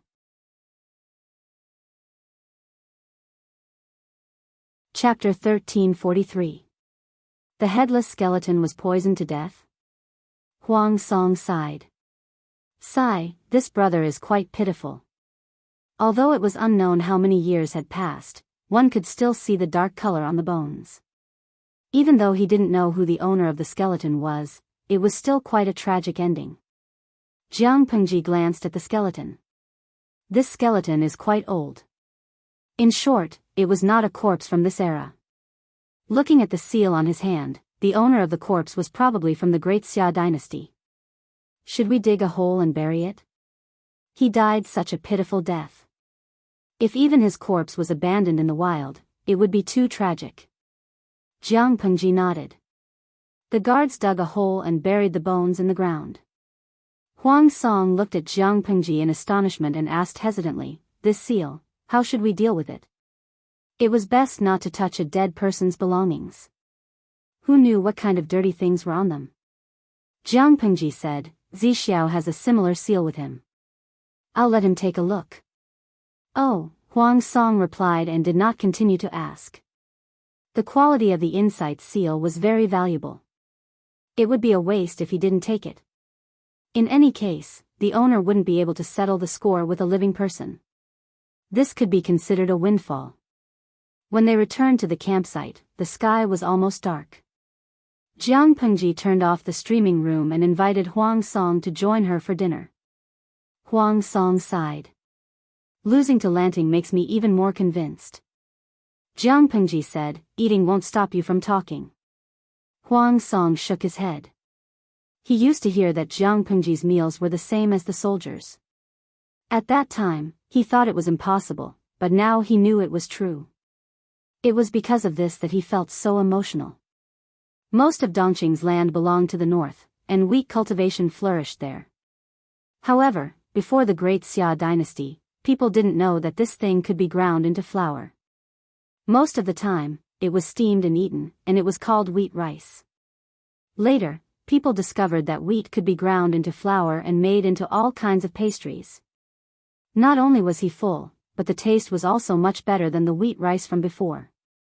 Even so, the agricultural technology was still immature. The cost of removing the bran from the wheat was too high, and the price rose accordingly. Ordinary people could not afford it at all. The processing of the wheat or other food that the common people ate was very rough. It was often mixed with gravel and small stones. To judge whether a person was born rich or poor, one could usually tell by looking at his teeth. Their teeth were neat and clean, which meant that they ate well and could even wash their teeth and rinse their mouths. Their living conditions were naturally rich. Their teeth were worn and uneven. Most of them came from poor families. The food they ate was not carefully processed, so there was more sand and stones. The soldiers' rations had been millet porridge or wheat rice before the 16 kingdoms, but now they were made from flour ground from wheat and made into pastries and rice porridge. The sesame seed biscuit and steamed bun placed in front of him looked very exquisite. There was no trace of sand or stones, and it was also fragrant, soft, and delicious. As the Lord, it was normal for Jiang Pengji to eat more meticulously, but Huang Song saw that the ordinary soldiers ate the same way. What did this mean? This meant that the economy under Jiang Pengji's rule was very prosperous, agricultural tools were developed, and ordinary soldiers could also eat delicately. By seeing one spot, one can see the whole leopard. Huang Song was naturally convinced of his defeat. Unbeknownst to them, Jiang Pengji's improvement and invention of agricultural equipment were almost equivalent to that of war equipment. Every year, she allocated a large amount of funds. Xiao Guang and Zhang Ping of the woodworking workshop received such a generous salary. If they did not give her something good, she would beat the two of them to death. If Jiang Pengji made a trip back now, she would find that the agricultural equipment in Wanzhou had been improved again. Bai Yuexia had been taught by the Mahists, and she was extremely talented. When the three technological experts gathered together, it was like lightning striking the ground fire. Inspiration burst forth wave after wave. After dinner, Huang Song took the initiative to leave. Jiang Pengji lit an oil lamp and read the documents for 6 hours. When she put down the last scroll, she heard Wei Si's footsteps. As expected, Wei Si sent her supper again. If it were not for the fact that she could not gain weight from eating, she would have become a pig sooner or later. Zixiao, look at this. Jiang Pengji took out the seal that she had picked up earlier and handed it to Wei Si. She took the bowl and chopsticks that Wei Si handed to her. This is... Wei Si's eyes widened in shock. He subconsciously raised his hand to touch his waist. The Dharmachakra seal that perfected Liuru had asked Master Liaochen to give him was still there. How could the Lord have a similar one? My lord, where did this Dharmachakra seal come from? Jiang Pengji explained the details in detail. When he heard that the seal had been picked up near an unknown headless corpse, Wei Xiai understood everything. He said solemnly, I'm afraid that corpse has a great background. Jiang Pengji asked, what background? I'm afraid it's the remains of Prime Minister Huangfu of the previous dynasty. Wei Xiai said hesitantly, I also have one here. This was given to me by Zhenren Liuru through Master Liaochen. According to Zhenren Liuru, the seal used to belong to a Taoist layman disciple. That disciple was Prime Minister Huangfu of the Xia dynasty. There was a pair of seals. One was passed down to Zhenren Liuru, and the other should have been buried with him. The seal was one of the tools that Taoists often used in religious ceremonies and ceremonies. It was a tool to make a living and was used to invite the gods. Zhenren Liuru had given Wei Xiai one to suppress evil spirits. Now that another had appeared, he was getting more and more confused. Jiang Pengji said, why did that Zhenren give you this thing? He could feel that the thing had a sense of righteousness. Because it was harmless, Jiang Pengji allowed Wei Xiai to keep it close to him. Wei Xiai shook his head. I don't know. Jiang Pengji said, if that's the case, you can take this seal too. She forced the seal into Wei Xi's hands. Wei Xiai did not know whether to accept it or reject it. In the end, he could only accept it. After all, the seal was a burial object of the deceased. Wei Xiai would not keep it close to him. He would keep it and put it on a memorial tablet to worship. Looking at Wei Xi's back as he left, Jiang Pengji's eyes looked dark and deep under the candlelight. The next day, Jiang Pengji received a battle report from Feng Jin. The messenger rushed over on a fast horse. He panted and said, my lord, we have won a great victory in Haozhou. Jiang Pengji opened the battle report with a calm expression. Huang Song's army had been captured. Haozhou's defense was very weak. Feng Jin had gathered 100,000 troops and pointed them at Haozhou. It was only a matter of time before they conquered it. Not only did she not feel happy, but she felt that Feng Jin's efficiency was a little slow. He was 3 to 5 days later than she expected. She was a little happy when she read the battle report. If Biyao appointed his wife as a general, it might be a different situation. Although she is a woman in the inner residence, her courage and insight are no less than that of an ordinary husband. It turned out that when Feng Jin led his troops and was about to conquer the entire territory of Haozhou, Huang Song's wife, Qi Chaolan, led the troops she raised, the remaining soldiers, and the people to defend the last city. Faced with the great disparity in military strength, Qi Chaolan also knew that it was inevitable that the city would be breached. Therefore, she let a group of martyrs commit suicide on the city wall to express their determination to die in glory rather than live in dishonor. Seeing this, Feng Jin stopped fighting for a few days and changed to besieging the city. Although the martyrs' suicide inspired the fighting spirit of the people in the city, Feng Jin besieged the city but did not attack. There was a serious shortage of food in the city. Feng Jin even ordered the soldiers to sing the names of dishes at the foot of the city every day to use food to sway the will of the guards. The two sides were in a stalemate for a few days. The people in the city could not bear the hunger. They gathered together and launched a riot. They forcibly broke through the city gate. Feng Jin led his troops and marched straight in, conquering the last territory of Haozhou. Qi Chaolan was captured.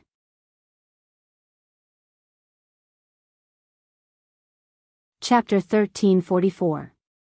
Long before Haozhou was conquered, the news of Huang Song's capture had spread. The news was undoubtedly a bolt from the blue for Qi Chaolan. Even though she was mentally prepared, she was still overwhelmed with grief. Her first reaction was not to follow Huang Song. Instead, she chose to take her child back to her parents' home and beg her parents and brothers to take care of her. In the end, her father, who loved her dearly, refused to see her. Her mother looked at her, wanting to say something but hesitating. Her brothers sighed and sent her off. Her mother said to her, "Your father said, the situation in Dongqing has been settled. Lu, she probably won't make things difficult for you and your child because of our past friendship." Qi Chaolan's eyes were dry. She said in an almost helpless tone, "If Biyao dies, Lu, she won't make things difficult for you and your child, but their future is worrying. If father and mother are willing to take them in and raise them to become useful people, Biyao's branch can also rise. If anything happened to Huang Song, as a woman in the inner house, she couldn't give her child the most comprehensive education. There would always be a male elder to supervise and guide them. She was also considered to be from a large family. The education within the family was comprehensive, so she wanted to entrust her child to someone outside the family for a few years. The reason why the gentry could maintain their pride for hundreds of years was because they controlled the educational privileges that ordinary people couldn't enjoy. Qi Chaolan didn't want her children to delay their enlightenment after Huang Song died. If they didn't become useful people, after 1 or 2 generations, Huang Song's branch would be completely destroyed. In addition, she was also worried that the chaos outside would hurt her child, so she wanted to hide in her parents' home. Unexpectedly, her mother looked conflicted and told her a cruel truth. "Daughter, you also know Lu Shi's attitude towards the gentry. In the past, our family had close contact with Biyao. It's hard to guarantee that Lu Shi won't target our family because of this. It's not that your father doesn't love you, but he has to consider the family's future, so he can't take in Biyao's child." No one knew what Jiang Pengji's attitude towards Huang Song was. According to the idea of cutting the weeds and eliminating the roots, Huang Song's children might not have a good ending. Even if they could survive, they would be overrated to death. The structure of the chaotic world was chaotic. Some people fought hard, some watched from the sidelines, and some carefully found a balance between the two. The Qi family that Qi Chaolan belonged to was a typical example. They wanted to enjoy the benefits that came with prosperity, but at the same time, they did not want to bear the corresponding risks. Back then, Qi Chaolan's father had taken a liking to Huang Song at first glance, feeling that this young man had a bright future. Coincidentally, Qi Chaolan had also taken a liking to Huang Song, so her open-minded father acted as a matchmaker for the two of them. In the next few years, Huang Song did not disappoint his father-in-law. He provided him with many conveniences both openly and secretly. Unexpectedly, his father even refused his own grandson and granddaughter at the door. "Chaolan," Qi said. "Biyao's Chaolan and Qi Chaolan is Qi." Qi Chaolan was already exhausted and could no longer hold on. Tears welled up in her eyes as she said, "I'm only pleading with my parents to temporarily take them in. If Lu Shi really wants to vent his anger on me, I'll definitely bring the children back. I won't implicate my parents or my family." Even so, it still doesn't work. Although Qi Chaolan was the most pampered daughter in the family, her father was cold-hearted. A daughter that was married out was like water that was poured out. Qi Chaolan's father would not object if it was just to take in Qi Chaolan, but he would not agree to take in Huang Song's child. She didn't want to bring trouble to the family. Qi Chaolan's mother always listened to her husband. She was heartbroken by her daughter's complaints, but what could she do? Go back first. I'll try to persuade your father." This was just an excuse. After hearing this, Qi Chaolan completely gave up. She brought the 3 children back to the house in an ox cart. Children are very sensitive. The eldest and second son are only 1 year apart, but they have been in education for 3 years. They look more mature than normal children. "Mother, are we not going to see grandfather?" Every time the children came with their mother, they would see their kind grandfather and grandmother. But now, they only saw their grandmother. Qi Chaolan said gently, "Grandfather isn't feeling well.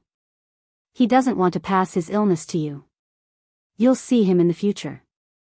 The 3 children were playing with the maids in the room when she talked to her mother, so they didn't know what happened.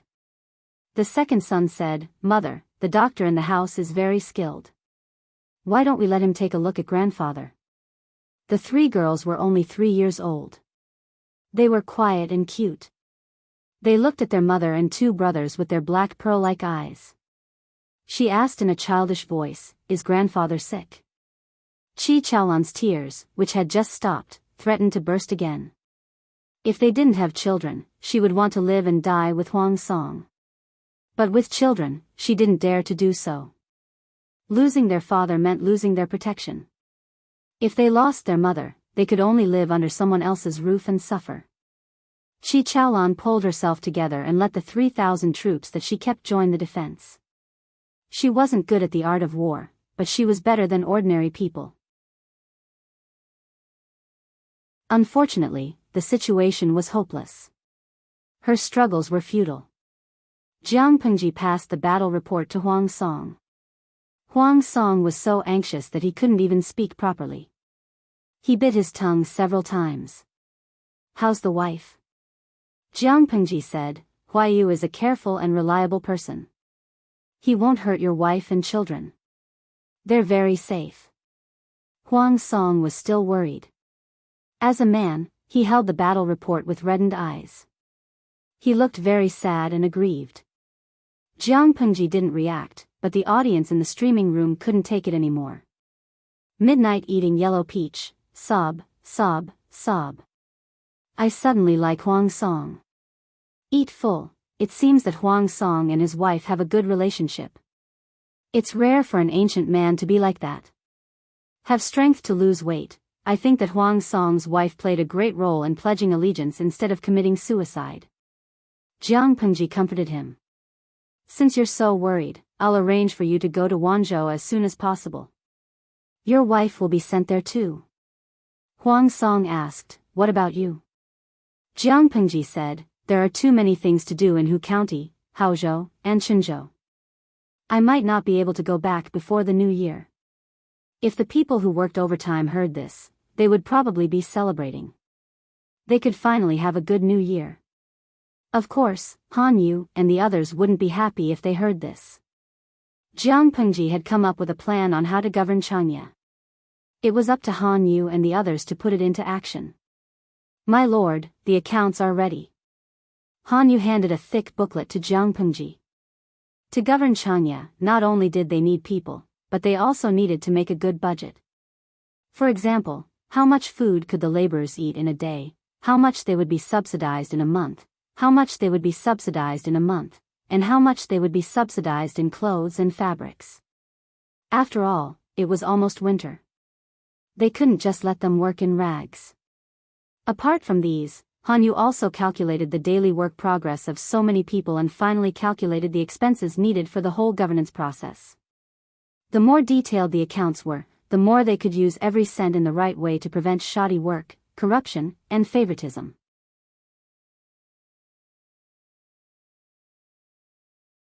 Chapter 1345.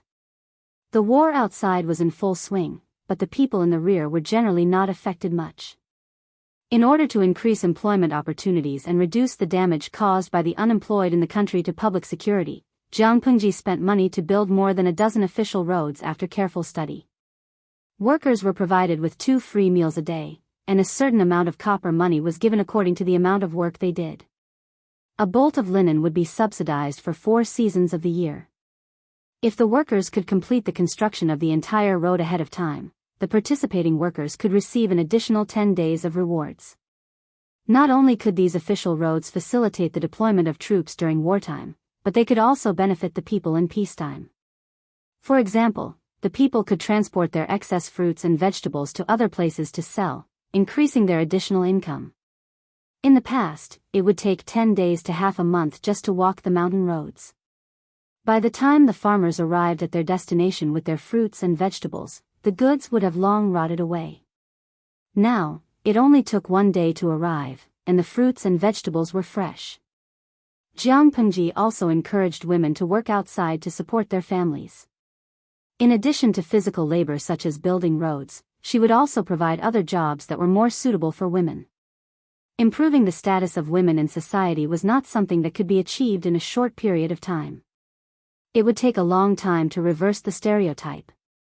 For example, she knew that some women were paid more for embroidery and weaving at home than their husbands who worked outside.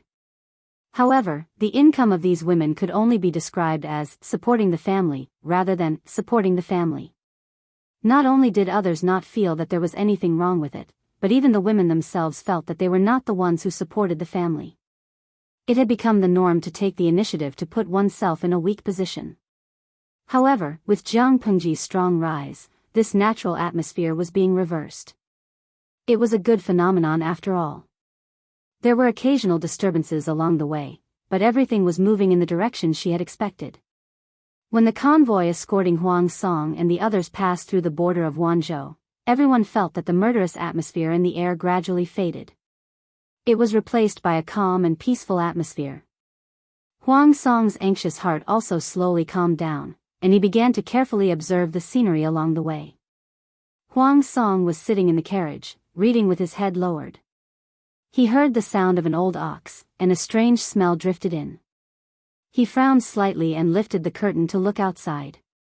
He saw a couple following an old ox, one on the left and the other on the right. On the back of the old ox sat a girl in blue and white clothes. She carried a slanted bag on her shoulder. Huang Song thought they were parents and daughter, but when he listened carefully, he realized he was wrong. This man was a hunter from a village in Wanzhou. His childhood friend had been conscripted into the army and died on the battlefield 2 years ago. His childhood friend's wife became a widow. A widow with a little daughter who was less than 4 years old in the village was not easy to live. The man often helped her. After a while, the two of them fell in love with each other, and then they became husband and wife under Iceman's persuasion. The man also treated his childhood friend's daughter as his own flesh and blood. A while ago, he received news that his childhood friend's orphan had been selected to study at the Golden Scale Academy. The man was so happy that he couldn't sleep for a few days. As a matter of fact, the couple was preparing to send their daughter to the academy. Although she was a girl, those who had the opportunity to study in this era were all talented people. No matter how bad it was still better than selling physical labor. Everyone said that he was blessed. He raised this adopted daughter with all his heart, so he didn't have to worry that she wouldn't take care of him when he was old. He felt that it made sense. When he had his own children in the future, his children could also use his sister's book to learn a few words.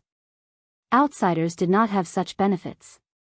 Huang Song had also heard of the Golden Scale Academy, but he hadn't paid much attention to it in recent years.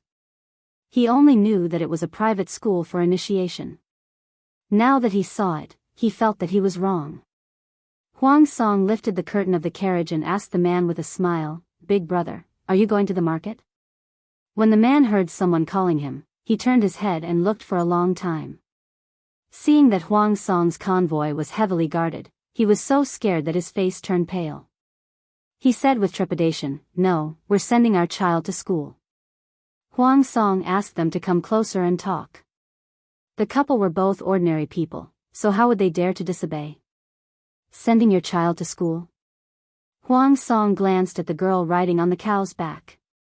She was nervously clasping the bag of her sling bag, her bright black eyes wide open. She wasn't considered cute, but she had the unique vigor of a child. It's not easy to go to school these days. It's expensive. The man tried to relax, and the guards guarding the carriage automatically made some space for the man to come closer. Our prefecture overseer is raising her, so it doesn't cost much. The man shook his head and said, "Sending her to school is also good to eat." The official in charge of selecting the children said that the children's meals, drinks, and accommodations were all free in the academy. They would even make clothes for free throughout the year. Huang Song pretended to be surprised and said, "Is there really such a good thing in the world?" The man said, "Of course there is. The girl from the family at the entrance of our village has already been in school for 3 years." Huang Song asked a few more questions in detail, and the man answered enthusiastically. Some of his answers were clear, while others were vague. After all, he was an illiterate hunter from the countryside. It was good enough that he could express what he knew in a simple manner. Huang Song changed the topic and asked a question that caught the man off guard. Based on what Big Brother has said, could it be that someone is heartless and deliberately let their own child take the place of going to school? It wasn't impossible for such a thing to happen. Some parents would very likely take the place of their relatives' orphans for the sake of their own children. The man was stunned and said angrily, "Which heartless person would dare to do that?" Huang Song smiled and said, "Everything is possible. Regarding this problem, does the prefecture overseer have any preventive measures? Since it was a pension, these benefits should really be implemented on the orphans of the martyrs. Otherwise, it would be very ugly if it was exposed." The man hurriedly waved his hands and said, "This won't happen. Who would dare to do this? Aren't they afraid of being haunted by ghosts?" Huang Song had doubts in his heart, but it was a pity that the man in front of him didn't know much and couldn't dispel his doubts. He didn't know that Jiang Pengji had never seen a person's heart as beautiful. When she first formulated these pension benefits, she had already considered all the aspects that could be considered. The military camp would send people to visit each family regularly. If the family that adopted the orphans showed signs of mistreating the children, not only would the family be severely punished, but the abused children would also be sent to a special place to be raised. Every child was recorded so that it would be convenient for the Golden Scale Academy to select children of suitable age. Outsiders couldn't fake it even if they wanted to. Despite the huge amount of work involved, Jiang Pengji felt that these things were necessary. At noon, the sun rose high in the sky. The group finally arrived in Xiangyang district. As soon as they entered the city, the couple led the old cow to ask for directions. When the people saw the children on the cow's back wearing clothes, they immediately gave them directions enthusiastically. The chief who was in charge of escorting them said, "Are you going home directly?" There were only 3 people escorting them this time. One was Huang Song, the other was Qing Jing, and the last was Feng Ju. They happened to be packed and transported to Wanzhou.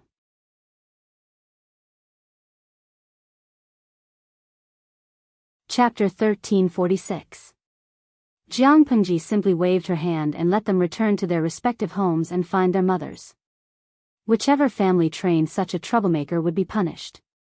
This was the safest method without offending anyone. Therefore, Huang Song returned home to reunite with his wife and daughter, Feng Ju was sent to Feng Ren's residence, and Qing Jing temporarily stayed at his master's residence. Huang Song raised his eyebrows in surprise. "What return home?"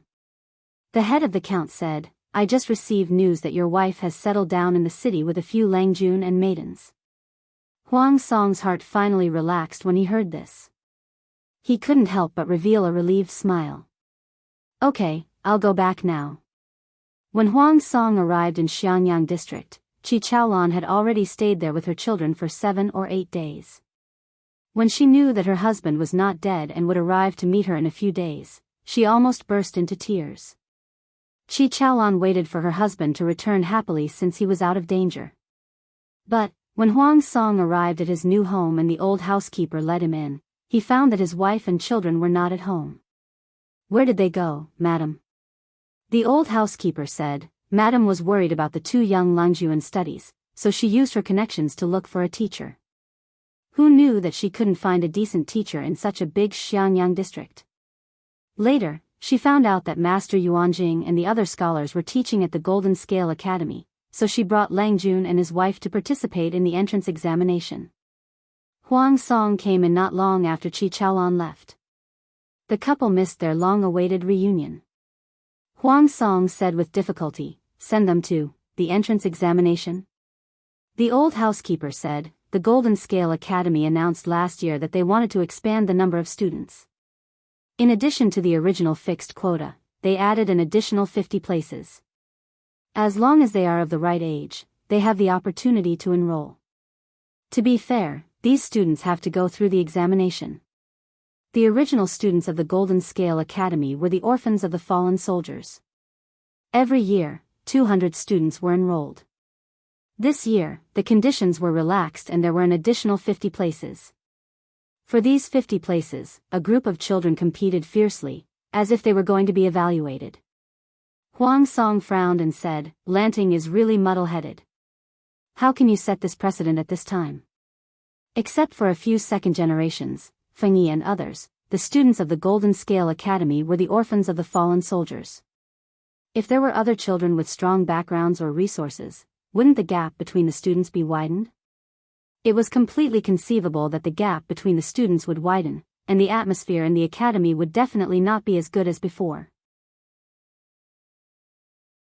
Little did they know that Jiang Pengji, the fox, would never make a losing deal. She was willing to set the precedent because she wanted to bait them. If Huang Song knew the background of the students who were admitted, he would more or less understand Jiang Pengji's thoughts. Of the 50 spots, only 20 were obtained through their own abilities. The other 30 were mostly from wealthy merchant families and were so poor that they only had money left. Among the scholars, farmers, merchants, the social status of merchants was the lowest. Even if they brought a lot of money to invite a teacher, the teacher they invited would only be an ordinary scholar. The truly famous scholars would not even bother to deal with merchants. Not to mention inviting them with money, he didn't even have the qualifications to enter their door. Jiang Pengji operated in the dark. She had her own plans. In the words of the live stream viewers, it was to attract investment. Give those tycoons a little benefit, then reveal their true colors, and let them willingly fork out money to invest in the Golden Scale Academy's branch. How could they make a nouveau riche pay? Give them what they wanted the most. The merchants were rich, but they had no power, no influence, and no reputation. However, as long as Jiang Pengji spread the news and told them that the merchants who invested in the branch could hang the title of the honorary dean in the academy after the branch was completed, the officials would even come forward to commend them and give them a plaque. There were many people who were willing to fork out money. Of course, Jiang Pengji had also considered Huang Song's concerns. The recruitment this time was done in the name of celebrating the great victory. Next year, they would resume the previous recruitment routine. Huang Song asked the housekeeper, "Where is the Golden Scale Academy?" The housekeeper immediately prepared a carriage for Huang Song to travel, but it was blocked halfway. Seeing this situation, the housekeeper said embarrassedly, "Many merchants heard the news and stayed in the inn near the Golden Scale Academy. Therefore, there are especially many people nearby. Master, why don't you wait a little longer? The patrolling soldiers will clear the way for the carriages and horses." Because of the enrollment expansion, the roads near the Golden Scale Academy were often blocked by traffic. Huang Song waited for a while, then he got off the carriage and walked. The old housekeeper handed the carriage to the coachman and followed Huang Song step by step. Sutrahi had to follow him. Huang Song did not know the way. Why are there so many people? Huang Song's scalp went numb when he saw the crowd outside the Golden Scale Academy. Almost every student who came to take the exam brought a group of parents with them. There were also many maids and manservants who served them. They blocked the 7 feet wide road in front of the Golden Scale Academy tightly. His heart ached when he thought of his wife bringing along 3 children and maids to endure the hardship. In fact, Huang Song imagined too much. As his wife, Qi Chaolan had a special status. She wanted to send her children here for the exam, so there would definitely be a green passage. To prevent the examinees from affecting the studies of the students in the academy, each examinee could only be accompanied by one parent. No manservants or maids were allowed to enter. Huang Song waited for a long time. Finally, it was his turn. The guard looked at him and asked, "Where's your child?" Huang Song said, "My wife has already entered with her child." The guard could only repeat the rules of accompanying the examinee. Examinees can only be accompanied by one parent. Please wait for news at the inn outside. Huang Song widened his eyes in shock. He was stopped outside by a guard. No. Before Huang Song could finish his words, the guard said, "Next." The parent behind him said, "You're dressed quite extravagantly.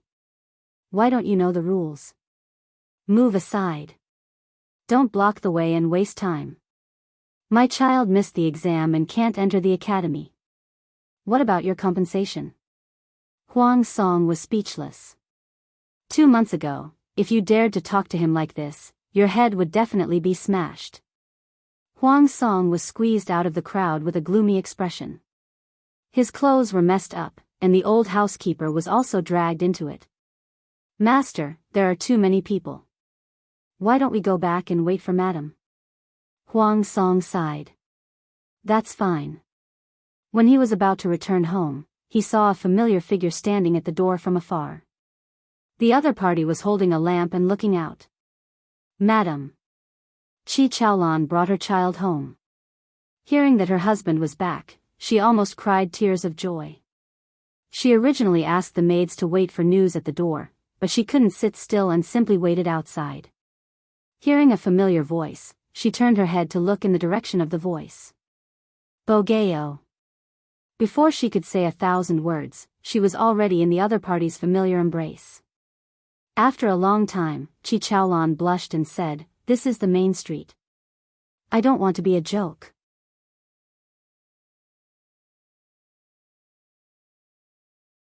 Chapter 1347. As soon as the couple entered the house, Qi Chaolan couldn't wait to ask him if he was hurt anywhere and if he had been neglected. Huang Song smiled as he listened to her nagging. He didn't feel annoyed, but he felt especially happy. Don't worry. Everything is fine. Lanting has specially instructed me that no one will make things difficult for you. Huang Song waited for her to finish speaking before he gently caressed her hand.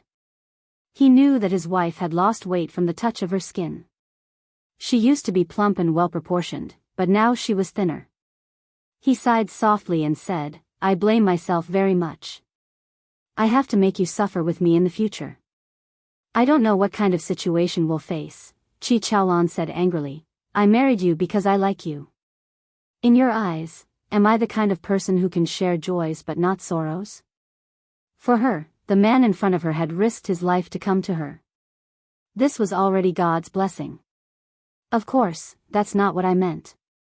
Huang Song sighed and said, "It's just that, there are many despicable people in the world who add insult to injury. I don't think I've deliberately offended anyone, but it's easy to deal with a gentleman, but it's hard to guard against a despicable person.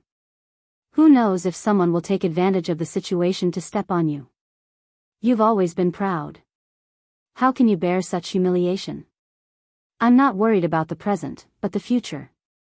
Huang Song was used to being looked down upon by others in his early years. After becoming a major force in Dongqing, he still had Jiang Pengji above him, who constantly made him feel pressured. There were hidden dangers internally and strong enemies externally. Huang Song didn't have much time to enjoy the happiness of being in a high position. The current situation was at most returning to the starting point for him, but it was different for Qi Chaolan. For example, he was stopped by the guards at the Golden Scale Academy just now.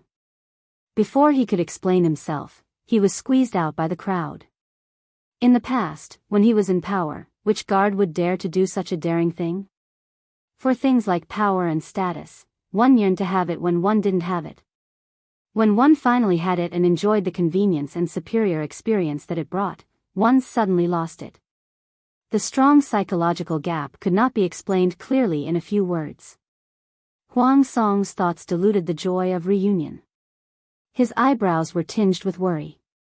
Qi Chaolan was also affected by this, and her mood became slightly gloomy. She took the initiative to hold Huang Song's hand tightly and said in a low voice, "As long as you don't fall, this concubine is naturally not afraid." Huang Song lowered his eyelids and nodded slightly. The couple hugged for a while in the room. Qi Chaolan asked him, "I heard that Lu Shi isn't a good person. Why did he let you off so easily?" Huang Song briefly told Qi Chaolan about his pledge of blood with Jiang Peng. Qi Chaolan's eyes reddened as she listened. She knew what Huang Song had lost because of this. With his personality, he would rather commit suicide than lose these things. Qi Chaolan could guess why he was so willing to accept the restrictions of the alliance. "Don't think too much about it. It's better this way." Huang Song knew what she was thinking. He gently patted her forehead and said with a smile, "Lanting is not as heartless as you think." Regardless of whether it was because of their friendship or because of her own calculations, she still left him a way out. Qi Chaolan looked at him in confusion. "Husband, what do you mean?" Even if it was an aristocratic family with many years of accumulation, if 3 consecutive generations did not enter officialdom, even if they had a deep foundation to support them, their vitality would be greatly damaged. The Yuan family still relied on Huang Song's support. Now that Huang Song had fallen, it was unclear what the Yuan family's attitude would be. Even if Jiang Pengji gave Huang Song the title of hereditary heir for 3 generations, how could the salary support a facade that matched his status? 3 consecutive generations could not make ends meet.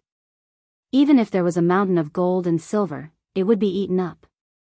Should they be thick-skinned enough to snatch food from the mouths of the merchants? Huang Song said, "The alliance only says that 3 generations of male descendants are not allowed to enter officialdom, but you and I have more than one male descendant." Qi Chaolan was shocked. Could it be interpreted in such a way? At first, I didn't know what Lanting was up to, but I slowly figured it out during the journey. She really is not willing to suffer any losses. Huang Song smiled bitterly. Lanting has come to this stage. Whether it's to encroach on other countries or to defend Dongqing, the emperor's 12 crowns are indispensable. I'm afraid she's the first woman to ascend to the throne since ancient times.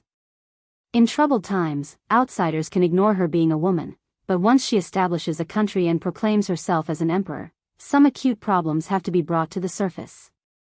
Qi Chaolan did not react for a moment. What problems? Huang Song said, for example, having children. Lanting has yet to have children. For a country, children were not as simple as an heir. They were also a stabilizing force that stabilized people's hearts. Without children, be it the court officials or the people, who could be at ease? If the emperor passed away one day without an heir, who would be the next emperor? The world, which had been stabilized with great difficulty, would be shattered in an instant. Qi Chaolan said, "If she doesn't have children, she'll have one. The world is inherited by the heirs. Do you want the world that Lanting obtained to be a wedding dress for her husband's family?" Huang Song asked her. Besides, as the emperor, she's above millions of people. How can there be a husband's family? If she has children, according to her temperament, most likely it will be inherited by the heiress. In this era, the Empress encountered far more trouble than ordinary male emperors. She was walking a path that her predecessor did not, so naturally, it was extremely difficult. Qi Chaolan said, "Inherited by the heiress?" Then the child's biological father. Huang Song looked down and said, "Most likely killed." For her world, it's normal for a man to die. After listening to Huang Song's analysis, Qi Chaolan vaguely understood the calculations and implications behind this alliance. "Biyao, you mean, she wants to support a woman?" Huang Song said, "This is inevitable. This will more or less reduce the pressure on the officials to choose an heir." Qi Chaolan said, "In that case, this alliance is not only not a bad thing, but a good thing?" If everything was as Huang Song had guessed, then Huang Song had worked hard even if he didn't work hard. For the sake of these ties, his branch would definitely not be too bad. If their daughter worked hard and won the Empress's favor, she would definitely have a place in the imperial court in the future. Who would dare to belittle their family? After a while, Qi Chaolan said, "She's really brave." Huang Song said, "Actually, your husband is more inclined to Lanting having a male heir in the future." Qi Chaolan pretended to be angry and said, "Why? Are you looking down on women?"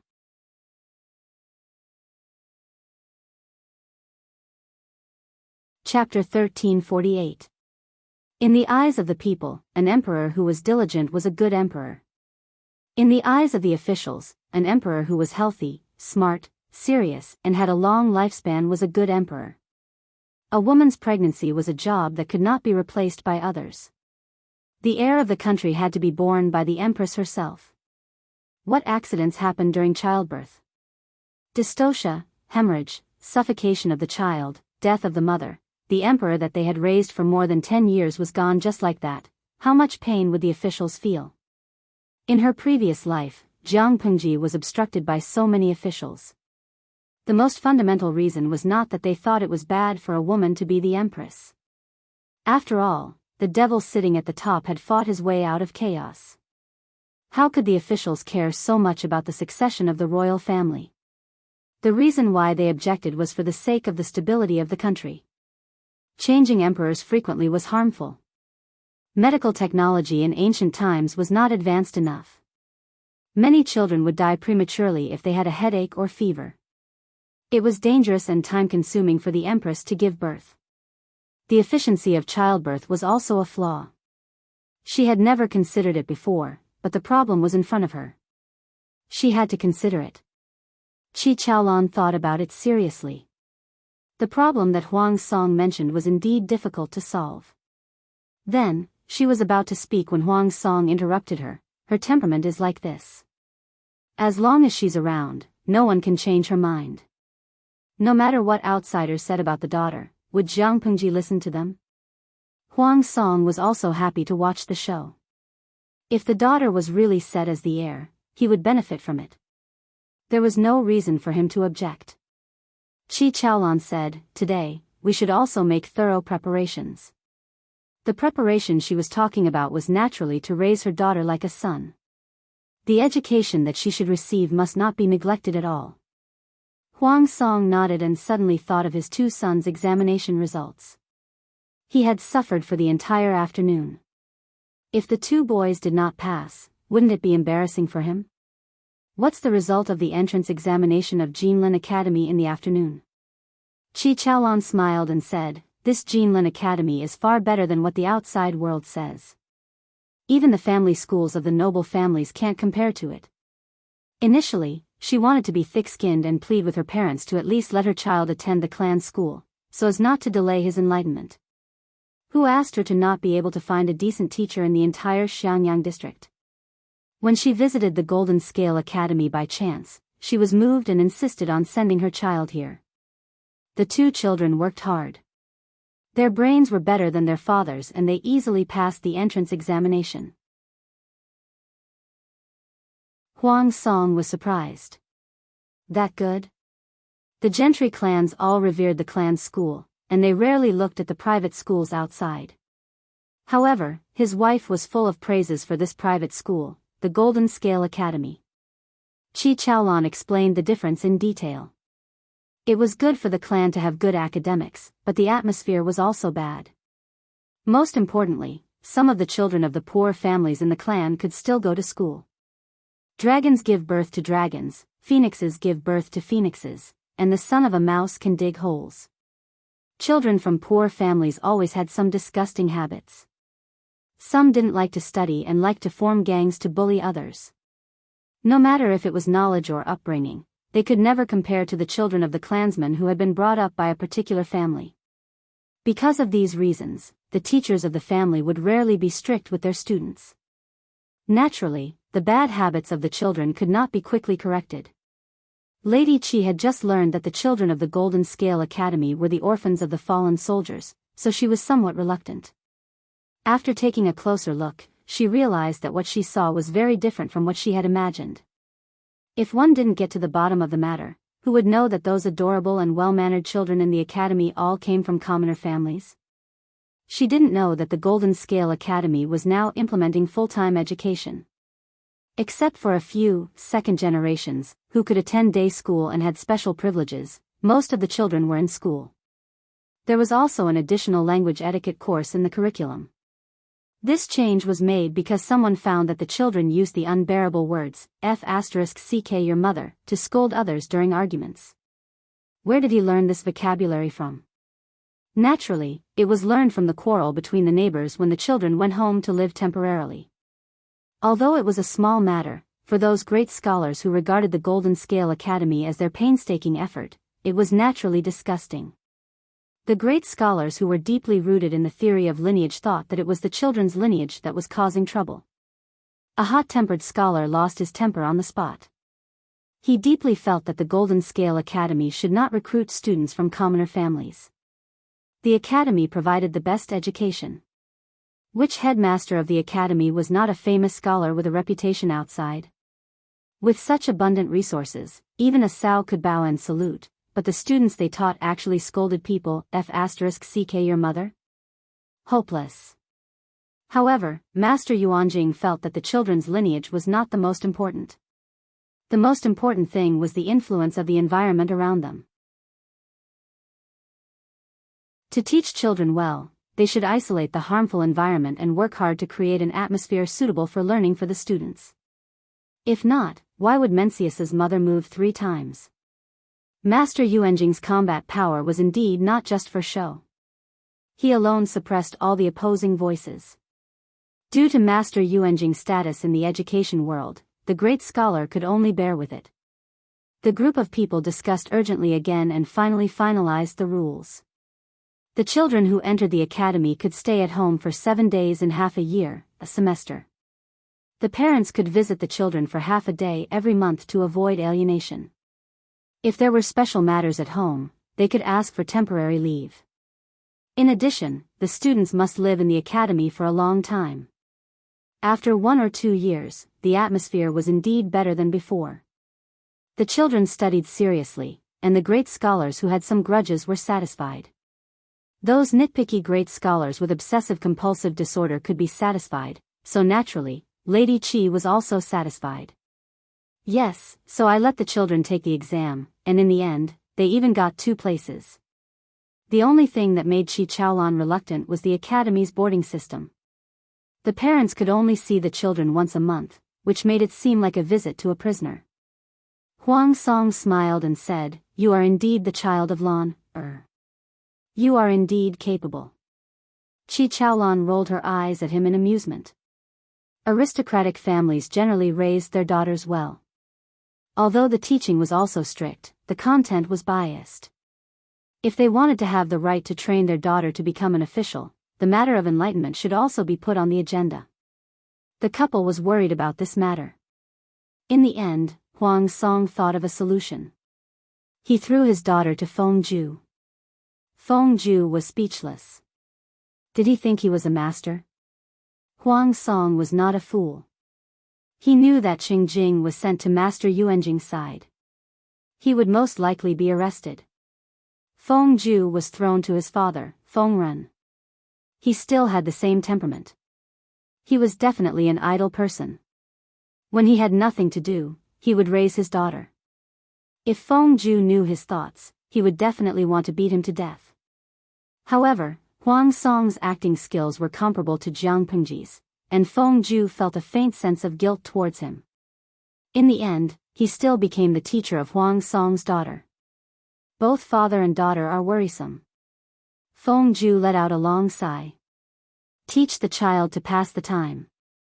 Huang Song's analysis was not unreasonable. If he trained his daughter here, she would still be able to do well in the imperial court in the future. Don't let the master down.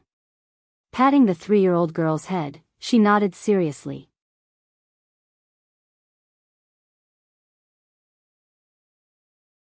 Chapter 1349. If it was said that Qing Jing and Feng Ju's refusal to become officials and pledge allegiance was understandable, then Nie Sun's choice was puzzling. Although Nie Sun's illness was serious, he was still very young and his recovery ability was naturally not weak. After a period of nursing, he was more or less recovered. While Nie Sun was recuperating, Feng Jin had also tried to sound out Nie Sun's intentions. He didn't know if Nie Sun didn't understand the hint or if he pretended not to understand, but Nie Sun didn't express his stance on the recruitment. If he didn't take a stand on this matter, it would mean that he had tactfully rejected him. Feng Jin could not understand. What was so good about Huang Song that Nie Sun was willing to bet everything on him? According to his understanding of Nie Sun, he was not a stubborn person. Otherwise, why would he plot against Yuan Exan? Feng Jin hadn't been able to convince Nie Sun, so he simply sent Nie Sun back to Wanzhou to wait for his lord to recruit him. The lord was Nie Sun's cousin. What couldn't a family member say directly? Unexpectedly, before Nie Sun could see Jiang Pengji, who was leading the troops outside, he first saw another relative whom he had expected. On this day, Nie Sun heard that Huang Song and the rest had already arrived in Xiangyang district. His wife, Zhu Qingning, carried their child and sat beside him silently. "Qingyun, do you want to see that person?" While coaxing the child, she stared at her husband who she had lost and found. Ever since she received Nie Sun's letter, she hadn't had a good night's sleep. Sometimes she had nightmares, sometimes she had palpitations. In just a few days, she had become extremely haggard. Her parents were so worried about her that they gave birth to a lot of white hair. Zhu Qingning saw this and felt very uncomfortable in her heart. When she heard that her husband was fine, she felt relieved and started counting with her fingers to calculate when Nie Sun would return. When the husband and wife reunited, she, who was as meticulous as dust, discovered that her husband had something on his mind, and he became much quieter. She did not dare to ask more questions. She could only ask Nie Sun to be more kind to the child every day, hoping that the child would cheer him up again. It's better not to see him. He probably doesn't want to see me either. Nie Sun lowered his eyes. Why add to the awkwardness? Zhu Qingning was startled after hearing this, and her movements of holding the child stiffened a little. She seemed to have never thought that the relationship between Huang Song and her husband Nie Sun would become so bad. When did this happen? Qingyun, if you have something on your mind, why won't you tell me? Zhu Qingning's eyes were filled with hurt and sadness. You and I, before he finished speaking, light footsteps could be heard from outside. A figure was kneeling outside the paper door. Master, madam, someone outside the door has sent in a visiting card and mentioned your name. He hopes that Master can meet him in person. When the two of them heard the maid's voice, they could not help but frown. No matter who the visitor was, it was basic etiquette to pay a visit and send a greeting card. However, it was up to the host to decide whether or not to meet the visitor.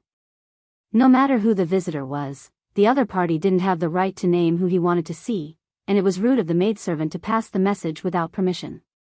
Nie Sun was naturally displeased with this kind of behavior. He scolded lightly, "When did you become so unruly?" The maid outside the room stammered, "The person who handed over the visiting card used a carriage with the emblem of the Lu family. He has been waiting outside the mansion for almost an hour." Housekeeper tried to persuade him, but the other party insisted on seeing Master before leaving.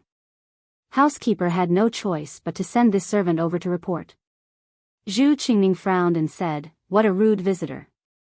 How was this a visit to the host?" It was clearly an unruly guest who came forcefully to act like a hooligan. Even if the other party's carriage had the emblem of the Lu family, Zhu Qingning did not think that her husband would be ordered around by the other party and had to show up. However, Nie Sun frowned and analyzed in his mind. In the end, he fixed his thoughts on someone. In this Xiangyang district, there were only a few people who were qualified to use the carriage of the Lu family. The identity could be determined by elimination.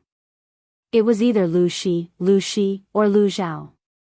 The first two were outside, so the only possibility left was Lu Zhao.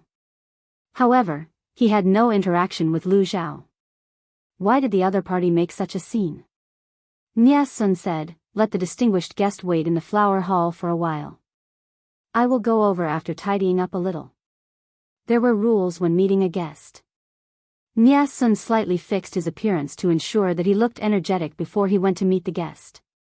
He thought that the unruly guest was Lu Zhao, but through the screen in the flower hall, the figure faintly revealed had the unique charm of a woman. It wasn't Lu Zhao. Could it be Lu Shi? However, Lu Shi was still a virgin and had a tough character. Since when did he have such a graceful figure? In terms of age, it didn't match. Within a few steps, Nie Sun had already made countless judgments in his mind. All the inferences pointed to one person. When he walked around the screen, their eyes met. That instant palpitation confirmed Nie Sun's guess. Even if they hadn't seen each other for more than 20 years, the blood in their bodies had always existed. Nie Sun stopped in his tracks. For a moment, he didn't know whether to advance or retreat.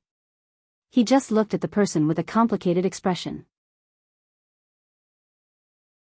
This person was none other than Nie Sun's biological mother, Lu Shi's second wife, Gu Zhen. After Gu Zhen was welcomed into the flower hall, she felt as if she was sitting on pins and needles. She was extremely anxious and looked in the direction of the room from time to time.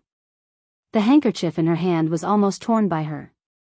When she saw Nie Sun, she recognized his identity at a glance. she suddenly stood up from the seat. Her eyes were filled with tears and bloodshot. She clenched the handkerchief in her hand even tighter. Gu Zhen's lips moved and trembled. She couldn't say a complete sentence for a long time. You are. Zhu Qingming was also curious about the identity of this unwelcome guest and followed them. He didn't expect the other party to be a charming and beautiful woman. When she saw Nie Sun, she completely lost her composure. She staggered forward and touched Nie Sun's face with her trembling hands. Her fingertips couldn't help but rub the bright red cinnabar mole between his eyebrows. Zhu Qingming held the child in her arms. She first looked at it with a dumbfounded expression. Then, she was so angry that her chest felt stuffy. She didn't mind the beautiful woman's actions, but her husband's action of not dodging or avoiding her made her a little jealous. Zhu Qingming took the initiative and called out softly, "Qingyun, this is." Gu Zhen was brought back to her senses by her voice. She slightly lost her composure and used the handkerchief to press away the tears at the corner of her eyes. She turned to look at Zhu Qingming. "I heard, you." Gu Zhen didn't know how to address Nie Sun at that moment. Through the 2 letters that Meng Heng handed over, she knew that Nie Sun already knew about his family background. However, she didn't explain and recognize him. "This lady is Master Yuanjing's 5 daughters?" Gu Zhen's gaze fell on the swaddling clothes in her arms again. Although there was a certain distance between them, she felt that she had returned to the delivery room many years ago. She tried her best to give birth to the child in her womb. Before she fainted, she only had time to take a look at the child before she was carried away by the midwife. Although it was just a glance, she didn't stop recalling it for so many years. When she saw the child in the swaddling clothes, she seemed to see her son from back then. Gu Zhen couldn't help but say, "This child's facial features are very similar to Qingyun's when he was born." Zhu Qingming was slightly embarrassed by Gu Zhen's words. She didn't expect Gu Zhen to have seen Nie Sun when he was a child. She was jealous just now. Why did Madame Lu visit the residence today?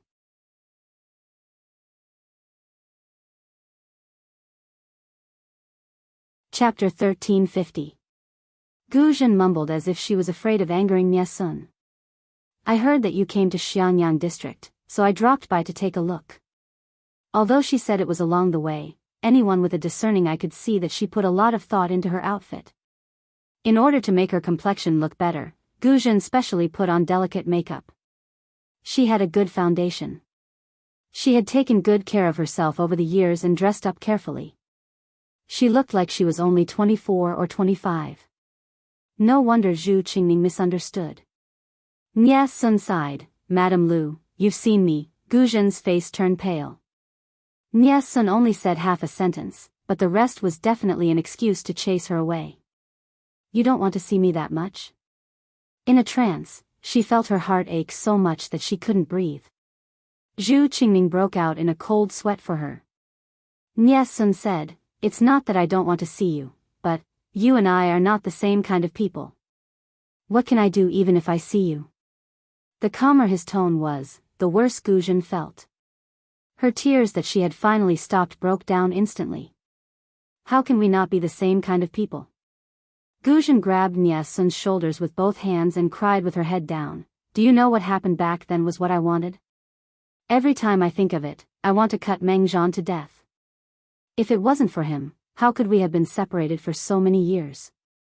As a legal wife with no status, she was indeed useless. She couldn't protect her son and let him be cheated on by a concubine. He almost died on the cold ground and was trampled by thousands of people before and after his death. Gu Zhen hated him too. How could she not? Nie Sun didn't acknowledge her and she didn't force him. But why didn't he even give her a chance to make it up to him? Zhu Qingming felt more and more upset as she listened. Her eyes were filled with suspicion and she peeked at her husband secretly. "I know all of this, but what can I do? What should have happened has already happened," Nie Sun said. "Madame Lu, let it go. You can just assume that the baby boy was buried alive and died. I'm the adopted son of Zhongzhao's Nie family, not Meng Zhan's second son. To Nie Sun, the kindness of raising him was far greater than the kindness of giving him life. Gu Zhen was pitiful, but did Nie Sun deserve it? His life was not only brought about by the woman in front of him, but she also missed out on more than just a son. Apart from being related by blood, how were they different from strangers? He did not owe Gu Zhen, and Gu Zhen did not owe him either. There was no point in trying to make it up to her. Nie Sun was willing to treat Gu Zhen as an elder, but he could not force himself to adore her like an adoptive mother. The relationship between parents and children was not something that could be determined by blood. Zhu Qingming listened to their conversation and realized that the Mrs. Lu in front of her was Lu Shi's second wife, her husband's biological mother. At this time, the daughter in his arms also cried. Babies could not care less about adults. They would cry if they wanted to, regardless of the occasion, place, or time. When Gu Zhen saw this, she immediately held back the sobs in her throat and wiped the tears on her face with a handkerchief. She did not care about her ruined makeup. Zhu Qingming touched it and said in a low voice, "He probably peed. This concubine will call the wet nurse over. Is Madame willing to help look after him?" Of course, Gu Zhen could not ask for more. When the unique milky fragrance of a baby wafted into her nose, the tears that she had stopped with great difficulty gushed out again. The baby girl in front of him was the daughter of that child. Time passed so quickly. Gu Zhen did not know whether she should be happy or sad. Nie Sun was helpless with his wife's actions. He had wanted to directly cut off Gu Zhen's thoughts. It was enough for the two families to maintain a superficial friendship. There was no need for them to have a deep relationship and talk about relatives. Gu Zhen lowered her head and coaxed the child. Her voice was as soft as a mosquito, as if raising her voice would make Nie Sun unhappy. In the face of such a situation, even a rational person like Nie Sun could not help but feel sympathetic. His calm heart was in chaos. "I have no intention of forcing you to acknowledge me. I just want to see if you are doing well and if there is anything I can help with." Gu Zhen spoke in a submissive tone. The more she acted this way, the harder it was for Nie Sun to be forceful. Nie Sun said, "I am very well." Gu Zhen said in a pleading tone, "Then can I come over to see this child often?" Nie Sun said, "I'm afraid it will be inconvenient." Gu Zhen's face turned completely pale. It was as if someone had stabbed her heart with a knife. Zhu Qingming came over just in time to hear these two sentences. She rolled her eyes at her husband. Why did he only say half of what he wanted to say? She said, "Does Madame Lu like this child very much?" Gu Zhen knew that Zhu Qingming was her daughter-in-law. Unfortunately, her son could not recognize her, much less her daughter-in-law. "Of course I like him very much." Zhu Qingming said, "If Madame Lu likes him, I will bring the child to visit your residence when I am free. Is that all right?" Nie Sun's expression changed, but he did not interrupt her. Gu Zhen nodded hurriedly and could not contain her joy. "How can this be considered a visit? If you come, you can stay here permanently." Qingyun's current identity is a little. In order to prove his innocence, it is naturally not appropriate to make it public. Visitors to the residence will be pushed back as much as possible. Madame Lu, don't take his words to heart. That is his temperament. Zhu Qingming said with a smile, "Let the wet nurse bring the child away to change first." After hearing Zhu Qingming's words, Gu Zhen felt much better. She faintly looked forward to it. She handed the child to the wet nurse who had been waiting for a long time. After some thought, she took off the bracelet on her wrist. "I came in a hurry today and did not bring any greeting gifts. I saw that the child was fated with me, and I liked him very much at first sight." Gu Zhen let Zhu Qingming accept the greeting gift on behalf of the child. She said humbly, "This bracelet has been with me for many years. It is quite old. Please don't dislike it." Zhu Qingming had good taste. Naturally, she could see that Gu Zhen's gift was really good. Since it was a gift from her grandmother to her granddaughter, she did not stand on ceremony and accepted it, lest she made the other party sad. She watched reluctantly as the child was carried away by the wet nurse. Gu Zhen only retracted her gaze when the child was out of sight. I also know Lanting's temperament. If it is because of this matter, Sun knew what she wanted to say and flatly refused, no. Gu Zhen could only swallow the rest of her words. Zhu Qingning saw that the atmosphere, which had eased with great difficulty, was stiff again. He felt helpless. Then why? Sun said directly, I have no intention of becoming an official again. Why? Gu Zhen did not seem to expect such an answer from him.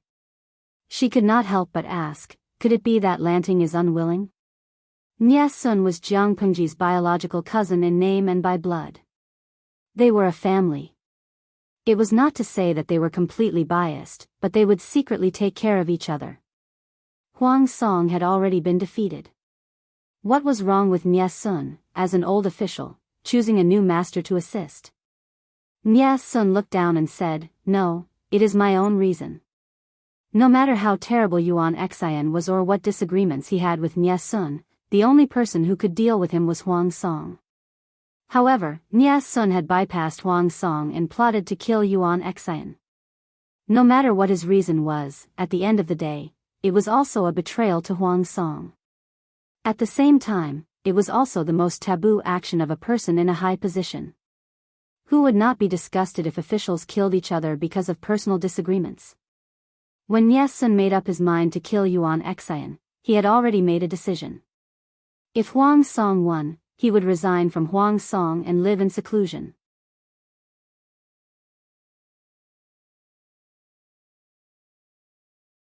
Chapter 1351. After that day, Zhu Qingning kept his promise and often brought his daughter to visit Gu Zhen. Gu Zhen was naturally overjoyed. Sun's attitude remained the same. No matter how Gu Zhen tried to please him, he had no intention of softening. This made Zhu Qingning extremely puzzled. What's wrong with Qingyun? Zhu Qingning sighed. Today, she told me what happened in the past. She really has her difficulties. Sun was reading a book in the courtyard. His expression was calm.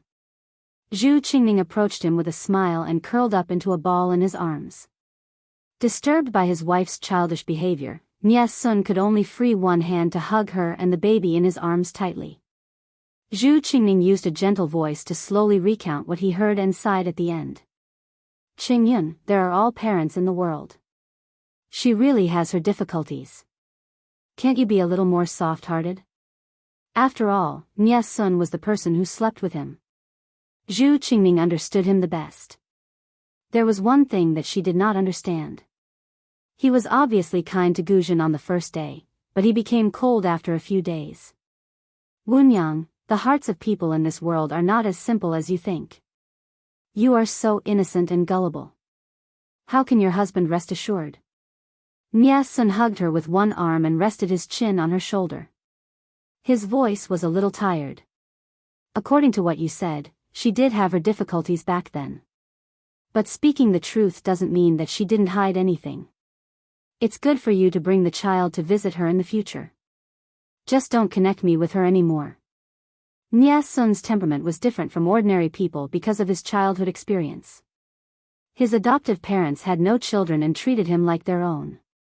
He was also grateful, but this did not mean that he had forgotten his childhood memories.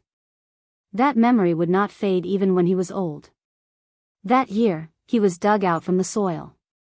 After a few hands, he was sold from Dongqing to Zhongzhou. Someone bought him to ask for a child. The mistress was hot-tempered and violent. She often scolded and beat him because she felt humiliated when she saw him. His existence constantly reminded her that she could not have a child. In the cold winter, the woman pressed his head into the water. The more he struggled, the harder she used. When he was 3 or 4 years old, he simply held his breath and pretended to be dead. The other party threw him into the water and left while scolding him. Of course, this couldn't be the end. Not long after he became a child beggar, he was targeted by a trafficker who specialized in abducting and selling child beggars and sold to the next family. He had met all kinds of people. Someone had taken a fancy to his face and bought him into a men's establishment. If the place had not been burned down, Nie Sun would not have been able to escape. Someone purely had the hobby of torturing young children for physical pleasure. He had broken his arms and legs, and the little finger of his right hand was still stiff. His body bore the scars of his childhood. Some of them had healed long ago, while others were still stubbornly present. Nie Sun was a tenacious person. If he didn't want to die, he naturally wouldn't die. Everyone had parents, and so did he. Where were his parents? Did they have no choice but to sell him because their family was poor, or did they encounter a great change that caused him to be kidnapped by human traffickers? He wanted to understand. This obsession kept him alive. At that time, Nie Sun probably didn't expect his parents to be so noble and unattainable. If he had known earlier, perhaps he wouldn't have had to suffer so much. It would have been better to bang his head against the wall and beg for an afterlife. Why? Zhu Qingning turned her head and kissed him on the cheek, interrupting his memories. Now, she still acted like an innocent young girl and said coquettishly, "Qingyun, you should at least tell me the reason. You're always unwilling to explain, and others will misunderstand that you're an unfilial son." Nie Sun smiled bitterly. He didn't say it because he didn't want his wife to know. You'll know when you pay attention to eldest sister-in-law's situation. Zhu Qingning didn't understand. What does this have to do with eldest sister-in-law? She really didn't understand. This was clearly a knot between Nie Sun and Gu Zhen. How did eldest sister-in-law get involved? Nie Sun looked down. Zhu Qingning placed the child in the sleeping basket at the side, held his right hand with both hands, and kissed his little finger. You're always like this. Nie Sun felt that his hair was about to go bald from worry. He was at his wits' end when it came to his wife. If you don't want to be like this, then explain. You also know that if you don't explain clearly, I won't understand sometimes. Nie Sun had no choice but to mention a few words in her ear. The smile on Zhu Qingning's face instantly froze. This, Nie Sun said, "Wunyang, if it's possible. I really want to bring you back to see my parents and tell them that I'm married." Zhu Qingning only came back to her senses after a long while and said, "My actions these days. Aren't they making things difficult for you?" Nie Sun whispered, "As long as it's you, it's not difficult." As the end of the year approached, Jiang Pengji let some people return to Wanzhou first. Meng Heng was one of them. When he arrived, he couldn't wait to see his wife and child. The smile on his face was more like a child's. His wife wiped his sweat and said angrily, "You've traveled a long way. Aren't you afraid that the child will be dirty? Go wash up and then kiss him."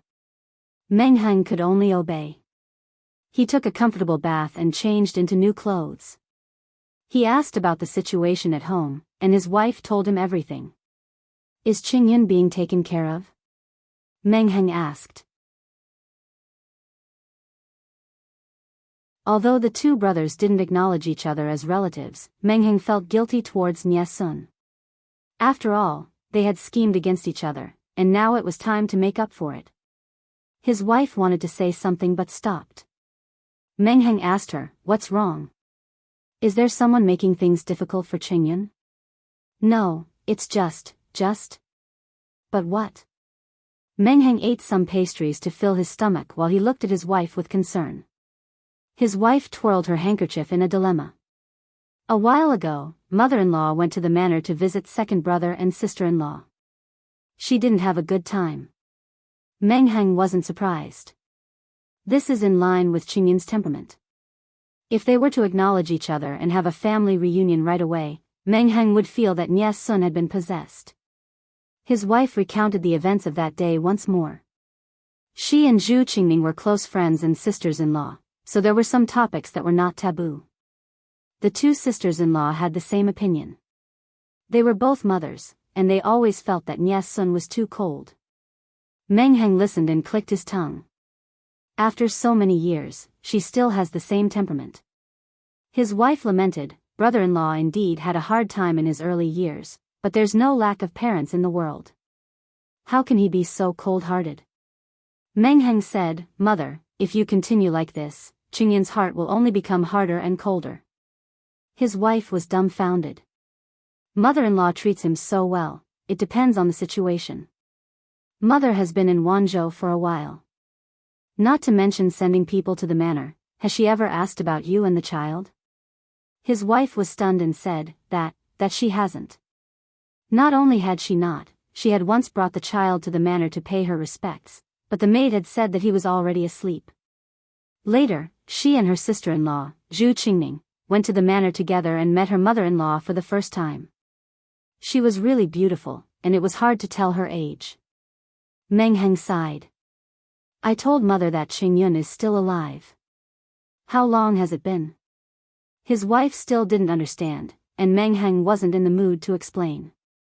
After all, it wasn't right to speak ill of his mother in front of his wife.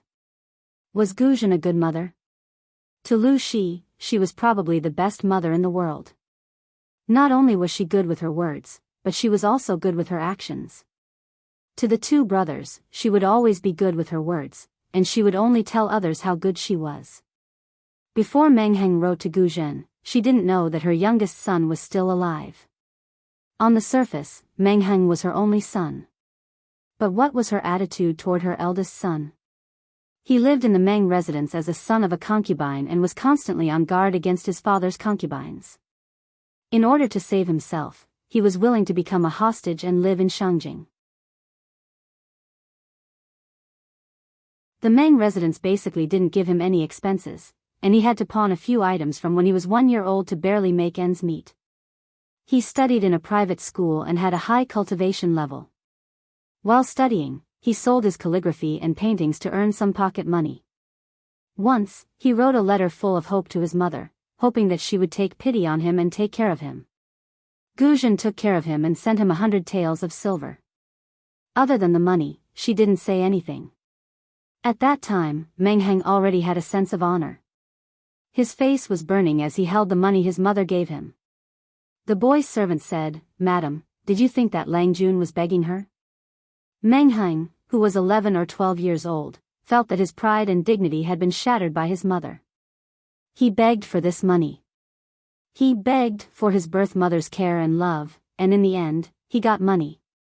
Meng Heng got married at 23, and it was because the elders of the Meng family couldn't bear to watch it anymore and betrothed him to the daughter of a branch of a declining aristocratic family. Did mother say a word or two about this? Before Meng Zhan died, he could say that the Meng family was powerful and she didn't dare to ask for her son's sake. Now that Meng Zhan's body had been cold for a few days, she still ignored her eldest son and treated her eldest daughter-in-law and eldest grandson coldly. She was such a mother, but she poured out her heart and lungs to her second son, whom she hadn't seen for more than 20 years. Nia Sun wasn't stupid. The more Guzhen wanted to make up for her second son and treated him like heir, the colder he would be. Her eldest son had a mother-son relationship with her, but he was still so cold. Then what right did her second son, whom she hadn't seen for more than 20 years, have to deserve her love? Did she really want to get her son back and make up for the lack of motherly love? Or did she want to be forgiven to ease the guilt in her heart? Meng Heng felt that Nia Sun could see it clearly. His wife didn't know what Meng Heng was thinking inside. It wasn't easy for grandma in her early years. I heard that she was often bedridden. Can't you be more understanding?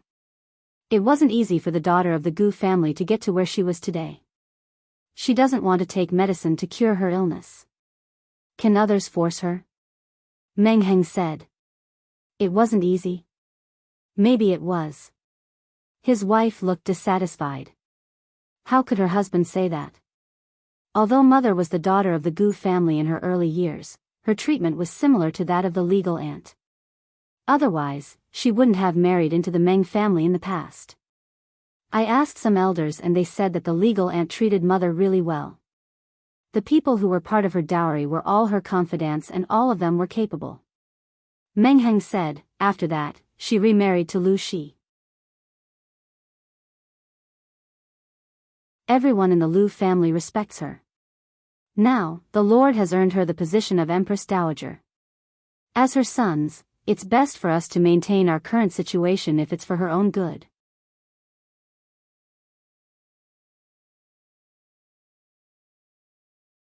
Chapter 1352.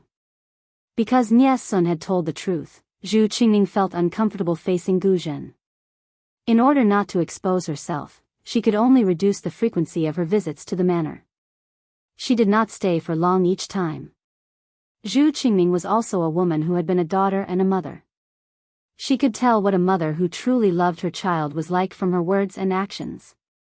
It could not be said that this mother-in-law did not do a good job, but her kindness was only on the surface. It felt unreal. Gu Zhen did not know Zhu Qingning's thoughts. She had been worrying about Nie Sun's future. However, Nie Sun had been avoiding her. She could not have a long talk with him to remind him to teach him. She could only relay many things to her daughter-in-law, Zhu Qingning. She brought up the past again today, hoping that Zhu Qingning could persuade Nie Sun to become an official. She more or less understood the knot in Nie Sun's heart. However, Nie Sun was Jiang Pengji's cousin. There were not so many taboos in the family. It would only take a few words to promote him. Zhu Qingning knew that Gu Zhen meant well, but her words were indescribably harsh to the ear. She did not think that her husband had to become an official. It was good to be a famous scholar with achievements in education. He could still be famous. If Nie Sun really wanted to become an official, he did not have to rely on his relatives. Her mother-in-law, Gu Zhen, spoke matter-of-factly. Not only did she belittle the wise Duke of Lanting, but she also belittled Nie Sun. Zhu Qingning was also a clever person. She felt uncomfortable, but she did not show it on her face. She pretended to mention Meng Heng's wife casually. Has sister-in-law been here these few days? A few days ago, she said that she had some new designs. She was thinking of embroidering a little dress for Nan Nan. Nan Nan was her daughter's nickname. Every time she called her, she would look over curiously. She was very cute. Gu Zhen heard her mention her eldest daughter-in-law. She teased her granddaughter and laughed. She doesn't like to come. Maybe there are many rules in the manor and she is not used to it. Zhu Qingning heard some dissatisfaction from her mother-in-law. Women who knew how to fight in the house were clever. Her words seemed plain, but there was actually a hidden meaning. Zhu Qingning understood the meaning behind her mother-in-law's words. She despised her sister-in-law for being of low birth and not knowing the rules. She probed further and came to the conclusion that Nie Sun's words were true. This mother-in-law's attitude towards her eldest son was too cold. Of course, this indifference could also be brushed off by saying that her daughter-in-law was of low birth and the eldest grandson she gave birth to was not pleasing to her. Mothers-in-law always had special privileges. It was reasonable for her to vent her anger on her grandson and son because she didn't like her daughter-in-law. From then on, Zhu Qingning went even less. However, Gu Zhen liked to let her carry the child and chat with her. Gradually, Zhu Qingning realized that this mother-in-law was becoming more and more like a mother-in-law. Although he didn't do anything to her, his words and attitude were much more forceful. This kind of toughness was not conscious, it was completely unintentional. Nie Sun said, "Go accompany mother-in-law or help father-in-law write the letter, I'll help you send her away." Every day, she goes to pay her respects before dawn. My heart aches for her. He had always been a fickle and rational person. If others treated him sincerely, he would return the favor with sincerity. In the beginning, he was also moved by Gu Zhen.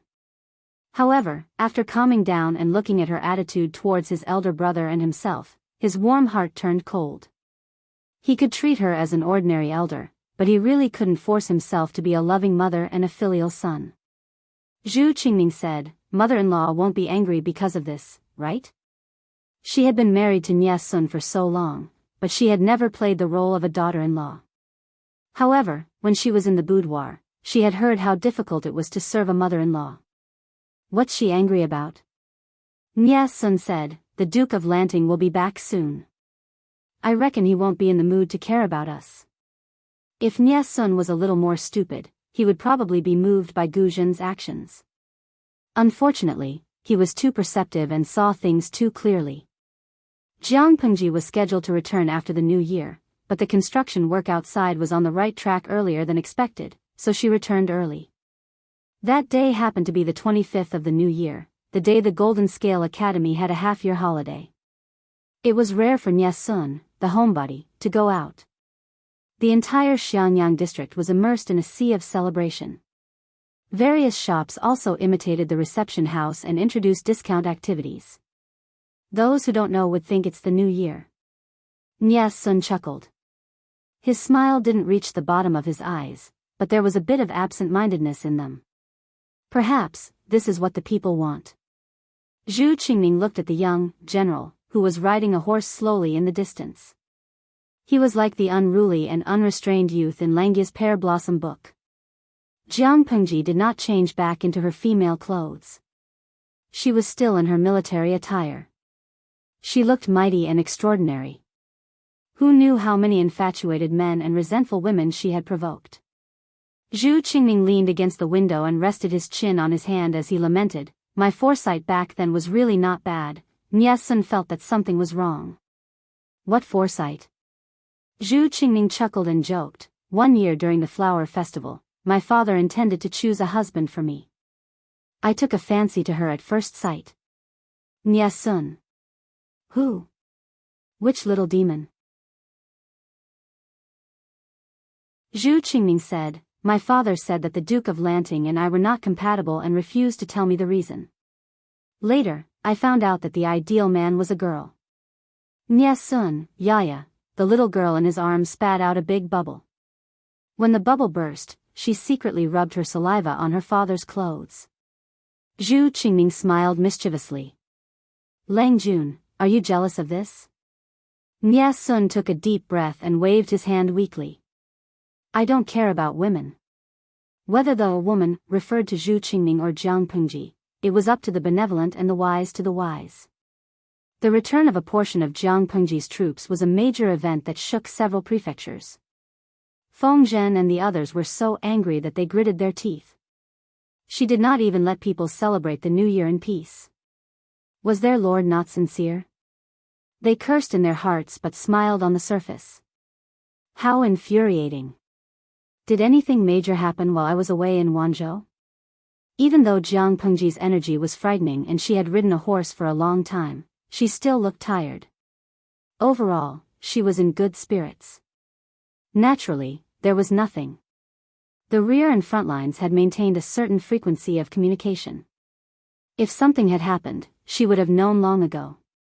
However, Su Ke said, "The first madam is here. She is now living in her residence in the main city." "The first madam? Aunt Shu is here?" She called Gu Zhen Aunt Shu out of habit. She realized that Meng Heng was also among the welcoming party, so she calmly changed the way she addressed her. "Mother's health isn't good. She can't get used to taking those medicines. Her condition hasn't improved. Why isn't she in Chongzhou under father's care? Why did she come all the way to Xianyang?" Su Ke said, "The first madam heard news about Nie Qingyun and specially rushed over to meet him." Su Ke was also aware of the entanglement between Meng Heng and Nie Sun. Jiang Pengji calmly replied, "Oh. You've met him?" Su Ke said with emotion, "The first madam has a motherly heart. It's just that Nie Qingyun has been avoiding her." Jiang Pengji did not even bat an eyelid. Based on Su Ke's words, Gu Zhen would not be leaving anytime soon. Jiang Pengji sighed and said, "All these years, I've been fighting all over the place and haven't had much time to reunite with my family. As a child, I feel very guilty. Since mother is also in Xianyang this year, I should organize this year's New Year's banquet well. I can't let mother make a long trip and leave with regrets." In the large Lu residence, if there was anyone Jiang Pengji was most unwilling to act with, it would probably be Gu Zhen. She did not know how to evaluate this woman. She was the first to discover that Lu Shi had been possessed. Her reaction was also the calmest. The system had once asked why the second madam could calmly admit her identity when she discovered that something was wrong. She had also said that it was because the two of them had reached an agreement. What agreement? She allowed the second madam to enjoy the so-called Great Transformation. She would inherit Lu Shi's legal identity.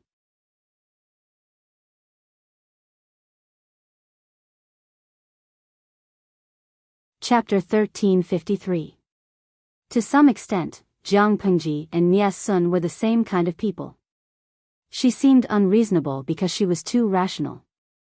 In the eyes of outsiders, Gu Zhen was a competent stepmother. She wrote many letters to ask about her well-being almost every year. If it wasn't Jiang Pengji but someone else, they would have been touched by her and their hearts would have been warmed. Jiang Pengji was an exception. She didn't mind others describing her as heartless. No matter how much Gu Zhen cared for her over the years, her heart was never warmed. Because she knew very well that she and Gu Zhen were just plastic flowers. It looked good, but it was fake.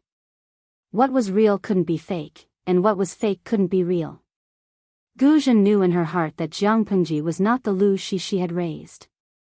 How sincere was her concern and concern? Did Jiang Pengji look like a child who lacked calcium since childhood and grew up without love? Gu Zhen wasn't related to her at all. How could she sincerely treat someone else's family as her own? If she was really touched and fell head first into it, that would be really stupid. Her relationship with Gu Zhen was at most an ally. She gave Gu Zhen a great creation, and Gu Zhen helped her hide her identity. They both took what they needed and hit it off. How much true feelings could they have without this deal? Jiang Pengji didn't show it on her face. She tilted her head and listened to everyone's report, but she couldn't help but yawn in her heart. After listening, she said with a serious face, "We'll be busy before the new year. Please pay more attention and try to stop writing and rest as soon as possible." Qiguan Rang and the other old foxes couldn't help but twitch their mouths. They looked like they knew it. Yang Si and the others were even bolder. They couldn't help but roll their eyes. It was the same thing every year. The trick was old and nothing new. Every year, they were tired of it and applied for a new trick. Even Han Yu, who had just joined for a year, couldn't help but sigh. He had been fooled once. How could he be fooled a second time? He didn't know that Jiang Pengji thought this trick could be played until she retired. She planned to work overtime every day during her reign. How could her subordinates get annual leave? That's impossible. After the meeting, Jiang Pengji was ready to take some people out for a tour. She had been in charge for so many years. She wouldn't feel a sense of accomplishment if she didn't take a good look at the changes and progress in her territory. Lord, everyone left one after another. Only Qiguan Rang had something to report, so he stayed behind.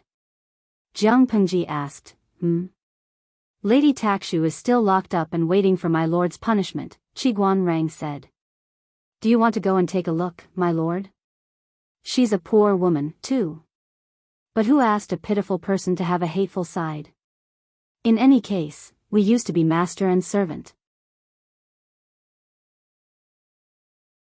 I'll send her off to fulfill this friendship. She stood up from her seat, flicked her sleeves, and said to Qiguan Rang, Wenjing, let's go and take a look. Qiguan Rang reminded her worriedly, Lady Takshu is a little strange. My lord must not get too close to her. Takshu's appearance was not considered top-notch, but her captivating eyes were somewhat evil. Many soldiers had been affected by them previously. Jiang Pengji said, Of course I know she's weird. I wanted to let her go at first, but who knew she'd come looking for death? At first, she thought that Takshu was a double agent. However, she later realized that she was a triple agent. On one hand, she was instigated by the main system. On the other hand, she listened to Lu Shi's orders. At the same time, she was the spy that the time traveler had placed in the Lu residence. Of course, this last identity was to cover up the other two. Takshu probably did not know that there were so many big shots behind her, nor did she know what they were using her for. Jiang Pengji thought that was probably Takshu's limit. However, after careful investigation, she realized that she had missed one person. The reason why she had missed this person was that Jiang Pengji was too conceited. Now that she thought about it carefully, there might be other developments. Takshu, long time no see. Takshu had been locked up by Qiguan Rang from one small dark room to another that was even more heavily guarded. She had not seen the light of day for a long time. Her skin had become deathly pale. She had also lost a lot of weight. One could almost see the blue blood vessels buried under her thin skin. She had dark circles under her eyes. It was obvious that she had not slept for a long time. Fatigue was written all over her face. When the small dark room opened, the sunlight from outside shone straight in. It made Takshu, who had not seen the light for a long time, feel extremely uncomfortable. She raised her hand to block the sunlight in front of her eyes and watched Jiang Pengji walk against the light. Hee, Lang Jun. Takshu was no longer as docile as before. Her gaze was a little murky and fierce. When she thought of the suffering she had suffered in the past few days, her hatred for Jiang Pengji increased. Jiang Pengji said, Lang Jun? I heard from Wenjing that you didn't say that before. Takshu said in a strange tone, you're just a lonely soul. Of course, I'm not calling you. My poor Lang Jun, your nest has been occupied by a dove. It's hard to say whether it's a dove occupying a magpie's nest. Jiang Pengji crossed her arms in front of her chest and laughed. On the contrary, all of you are scheming against me. Did I dig up your ancestral graves in my previous life? Or did I go disco surf on your graves? Do you really think I'm easy to bully? Even though so many years had passed, Jiang Pengji still remembered the details of when she had just transmigrated. There was a question that had been overlooked, but it was still a mystery. How did Lu Shi die? According to the system, he knocked his head. He was frightened by the bandits and had a high fever. He could not swallow his last breath and died. This explanation was reasonable, but Jiang Pengji felt that something was wrong. When she woke up in Lu Shi's body, his body temperature was normal. In other words, the time between her arrival and Lu Shi's death was very close. The future world's definition of death was spiritual death, where one's spiritual power would completely dissipate. As a big boss who had reached the limit of her brain, Jiang Pengji was naturally very sensitive to spiritual power. Even though she was still weak at that time, she did not find any traces of Lu Shi's spiritual power. It would take half an hour for his spiritual power to completely dissipate. Half an hour was enough for his body to cool down. There was a contradiction between these 2 points. Unless someone took away Lu Shi's soul before she regained consciousness. If that was the case, many clues would become clear. This was also one of the reasons why Jiang Pengji suspected that Lu Shi was still alive. The two of them did not hide their conversation from Qiguan Rang. When Jiang Pengji admitted it, his hand that was waving the fan paused for a moment, then returned to normal. Takshu, if you can cooperate and answer a few questions of mine, I can let you go. Takshu sneered. Do you think you can buy people's hearts this way? Even if you kill me, it will take me to the Elysium. I don't know if there's an Elysium in this world. I only know that those who plot against me will die under my sword sooner or later. Not to mention that she did not do anything, even if she really dug up someone's ancestral grave in her previous life and went disco surf on their graves, the enemy would not be able to capture her without putting up a fight.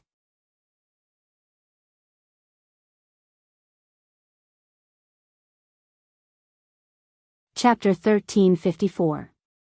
Who doesn't know how to brag? I just hope you won't be scared silly in the future. If her master had not stopped Takshu from making a move, she would have found a way to do something to her. How would she have allowed her to be so presumptuous? Jiang Pengji said, I'm not afraid of being scared silly. I'm afraid that the enemy will be the first to be scared silly. Takshu clenched her teeth tightly. She refused to reveal any information about the main system. A demon like you who possesses a body won't have a good ending. Don't waste your energy. I won't betray God. Takshu thought she was tight-lipped, but how did she know that Jiang Pengji really did not get anything out of her? Even so, Jiang Pengji still had to praise the main system's ability to brainwash people. She sighed and said, if the thing behind you is willing to use this brainwashing ability elsewhere, I guess all the creatures in the world will become its most loyal believers. People will not dare to go west. When that time comes, will there still be a situation where the feudal lords are divided? They would have been unified long ago. Why was the Red Lotus group so rampant back then? Why was it easier for religious doctrines to spread in troubled times? Because the people did not have the courage to face reality in troubled times. They were more willing to entrust their souls to faith. Let me give you an easy-to-understand example. The poor people were powerless to change their fate. Faith would tell them that they suffered in this life because of the sins they committed in their previous life. As long as they paid off this debt of abuse in this life and accumulated merit, they would be rich and happy in their next life. If they did not settle down in this life and did not pay off the sins of their previous life, they would continue to suffer in their next life and would not have a good ending. In the face of such threats, the people who had no ability to distinguish would naturally be shocked. That was the horror of brainwashing. Jianghu really did not understand. The main system had the ability to hide from her for nearly 10 years. Its ability was naturally not comparable to that of the good-for-nothing system. If it was so capable, it could roll up its sleeves and fight. Why did it have to push out a puppet that could not do anything but spoil things? If it brainwashed the people in the world, how could the other feudal lords fight? They could not achieve their goals after scheming for so long. What was the other party trying to achieve? On second thought, the system was secretive about the dimensional patrol merchants. Perhaps the main system was also afraid of its natural enemy and had no choice but to cower? Thinking of this, Jianghu gloated. In the face of such merciless mockery, Takshu's pale and bloodless face was flushed with anger. She glanced at Qiguan Rang, who was standing behind Jianghu. Anger flashed in her eyes. He knew that Jianghu was an evildoer who had been possessed by a wandering spirit, yet he was indifferent. Sure enough, she had been controlled by that demon's seductive sorcery. Takshu, you have to think this through. To me, if you're not willing to cooperate with me, then you're worthless. I don't have the slightest bit of patience for worthless people. Jianghu pulled out the god-slaying sword with a smile. The snow-white blade exuded an icy aura. Are you really not afraid of death? Takshu looked at the knife in Jianghu's hand in horror. The blade was right next to her neck. If she moved a little closer, she would be able to cut a wound. If you really wanted to kill me, would you still be talking so much nonsense? Jianghu leaned close to her ear and whispered. Do you really think I can't bear to part with it? You seem to think too highly of yourself. Takshu smiled sinisterly. Kill him then. Oh. Jianghu responded. The sound of a sharp blade piercing through flesh was heard in the air. The smile on Takshu's face froze. She lowered her head slightly. The long knife had directly pierced through her. Jianghu had a sense of propriety. She ensured that Takshu would definitely die, but she could also let her linger on for a few breaths. Do you really think I don't know anything? Jianghu breathed into Takshu's ear. Her lips opened and closed as she spat out a name. Takshu's eyes widened in shock when she heard it. Finally, she breathed her last unwillingly. She died with everlasting regret. Jianghu straightened up. The long knife in her hand slid out of Takshu's flesh. The strong smell of blood permeated the air. Why did you kill her, my lord? Qiguan Rang asked. She's worthless. It's impossible for her to be used by me. Is it a waste of food to keep her alive? Qiguan Rang was speechless. When he came into contact with Takshu previously, she kept saying that Jianghu was a wandering spirit that had been possessed. Qiguan Rang had long been mentally prepared. Therefore, he calmly accepted this fantasy setting. Can you reveal your original name, my lord? Jianghu said. Qiguan Rang said honestly, it's not as good as Lu Shi's. Could he say that his lord's name sounded like a certain new dish in the guest house? Depan chicken. He had this wicked thought, but he did not have the guts to say it out loud. Jianghu said, a name is just a code. Whether it's Lu Shi or Jianghu, they're both called by others. Qiguan Rang smiled and said, my lord is open-minded. Although the saints always talked about supernatural powers and gods, the people were still very respectful of ghosts and gods. They also believed in the existence of ghosts and gods. As an ancient person, Qiguan naturally could not jump out of this fence. He asked, "My lord, there's something I don't understand." Jianghu said, "Ask away." Qiguan shifted his gaze to Takshu's corpse on the ground. He wanted to say something but stopped. Jianghu knew what he wanted to ask. She simply said, "I don't know how I woke up from Lu Shi's body. The situation was critical at that time, so I didn't think too much. Later, through clues, I discovered that someone was manipulating everything in the dark. According to the preliminary information, the other party is very ambitious. Not just the whole world, but I'm afraid they want to plunder the fate of the whole human world, or the fate of a country." The concept of fate was illusory. Anything that was related to the country must be related to millions of people. When Qiguan heard this, he frowned and looked at Jianghu with a worried gaze. She waved her hand at him and said, "That thing seems to be afraid of something. It doesn't dare to come out and hurt me directly. At most, it can play tricks." Qiguan said, "My lord, please deal with it carefully. Everything is for your own sake." Jianghu laughed and said, "Wenjing's reaction is really interesting. If an ordinary person knew that I'm a wandering ghost of unknown origin, they would be scared out of their wits even if they don't rush to find a master or an eminent monk to kill me. I feel uncomfortable that you accepted it so easily." Qiguan said, "Is my lord an evil person?"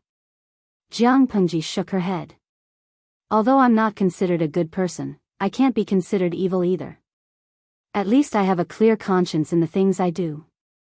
Qiguan said, "Then is my lord an evil spirit?" Jianghu smiled and said, "If an evil spirit sees me, I'll turn around and run." Qiguan said, "If that's the case, why should I be afraid? So what if my lord is an evil spirit? Wars are everywhere, and the people have no way to live. The gods in the sky don't care about the lives of the common people. Instead, evil spirits come out to uphold justice. So what if we worship evil spirits as our masters?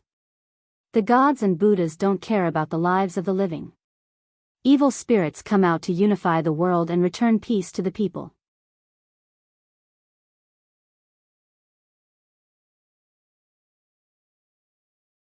Chapter 1355.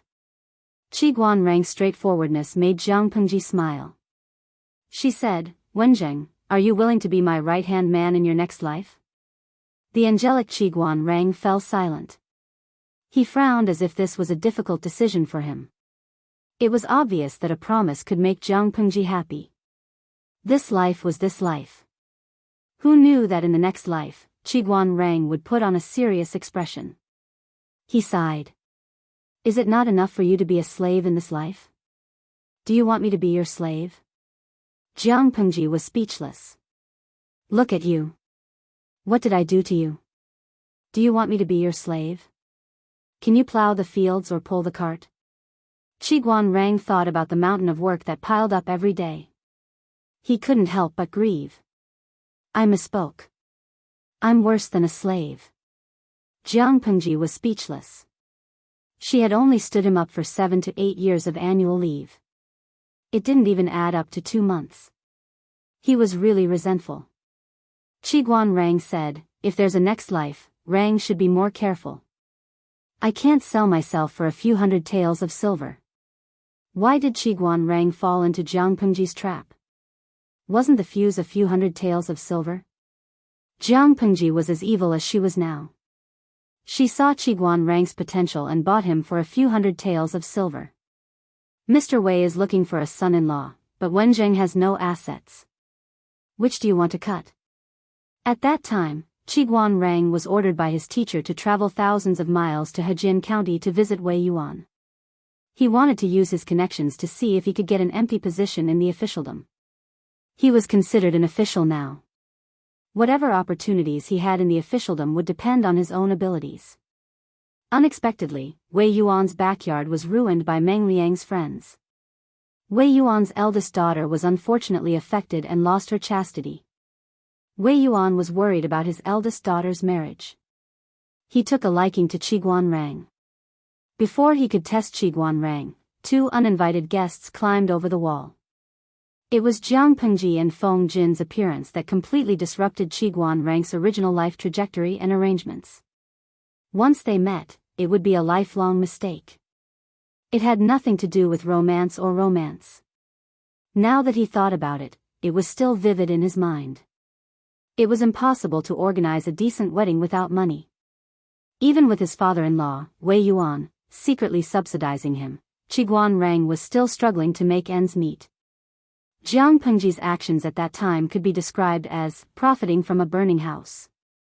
In the end, Qiguan Rang boarded the pirate ship. His gaze was warm.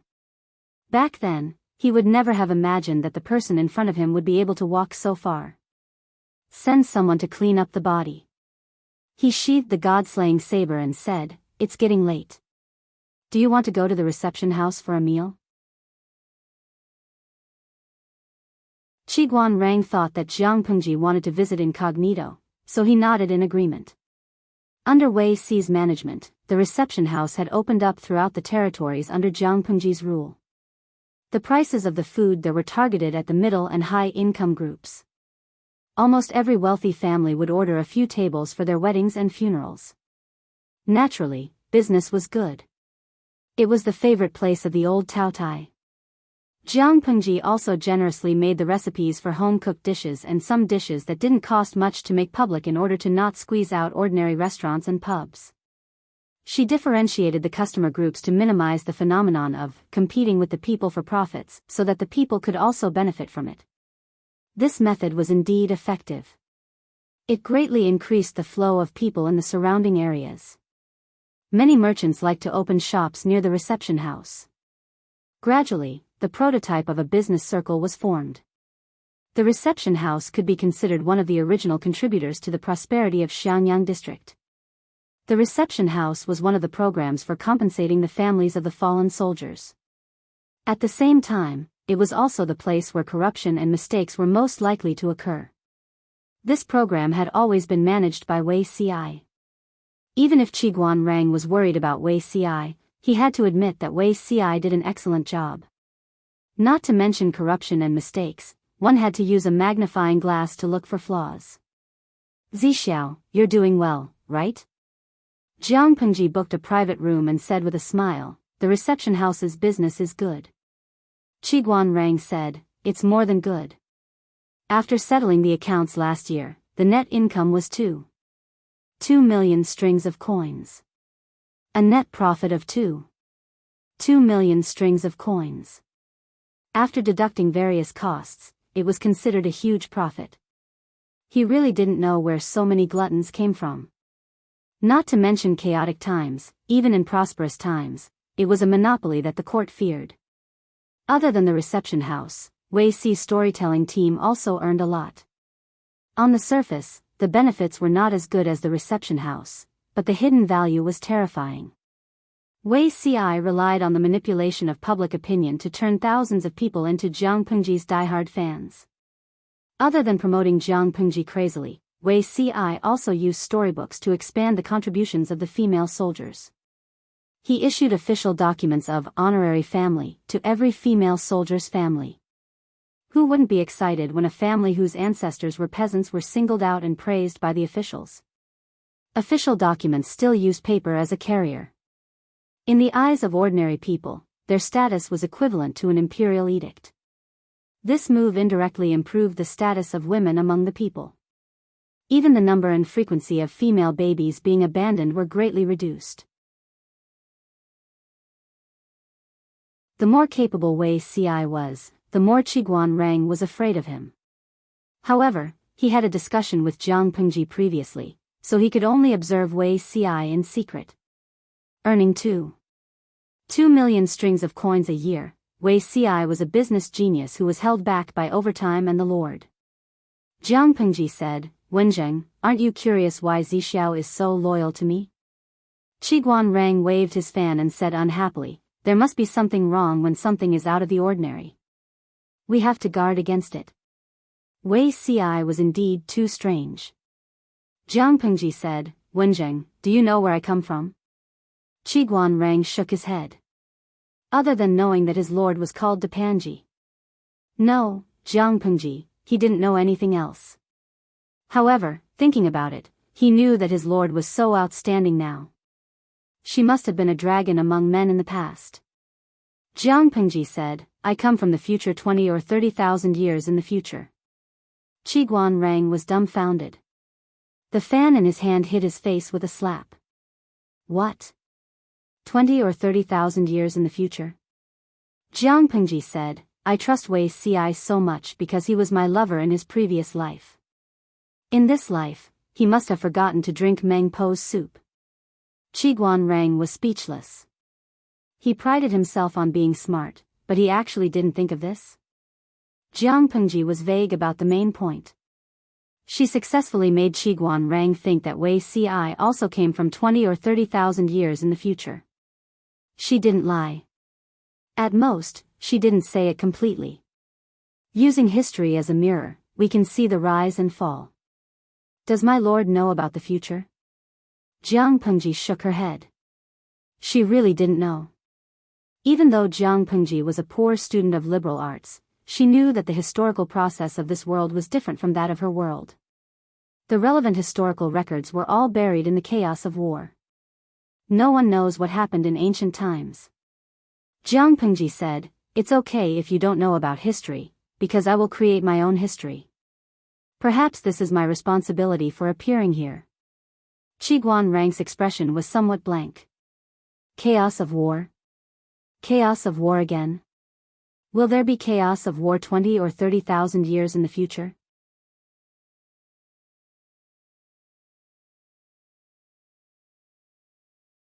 Chapter 1356. Jiang Pengji suddenly dropped a big bomb on Qiguan Rang, causing him to collapse. He couldn't be bothered with Wei Ci anymore. He desperately wanted to know what the future world would be like. Although many novels said that ancient people had low IQ, that was not the case. Their ability to accept things was surprisingly strong. The ignorant ancient people always liked to explain things they didn't understand with supernatural means, which was why there were so many myths and legends. To Qiguan Rang, the contents of Jiang Pengji's narration were the means of a deity. However, immortals relied on their own abilities to soar through the clouds, while the people of the future relied on technology to do things that even immortals could not do. After a brief description, Qiguan Rang immediately became interested in the word technology. He asked, in that case, isn't the woodworking workshop the prototype of technology? Jiang Pengji nodded. This is also the reason why I strongly support Zhang Ping, Xiao Guang, and the others. A person's imagination and creativity are limitless. Qiguan Rang sighed. If that's the case, Rang doesn't feel distressed about the hundreds of thousands of strings of money allocated every year. How many people were there in the workshop? Including Zhang Ping, Xiao Guang, and Bai Yuexia, there were only a few dozen people. Excluding research and development costs and other expenses, the annual salary of an ordinary employee ranged from 100 to 1,000 coins. Zhang Ping and the others, needless to say, had an annual salary of 10,000 coins. They were filthy rich. What was the concept of Wanguan? It was equivalent to an annual salary of 7 million. The basic salary of Qiguan Rang and the others was barely $1 million.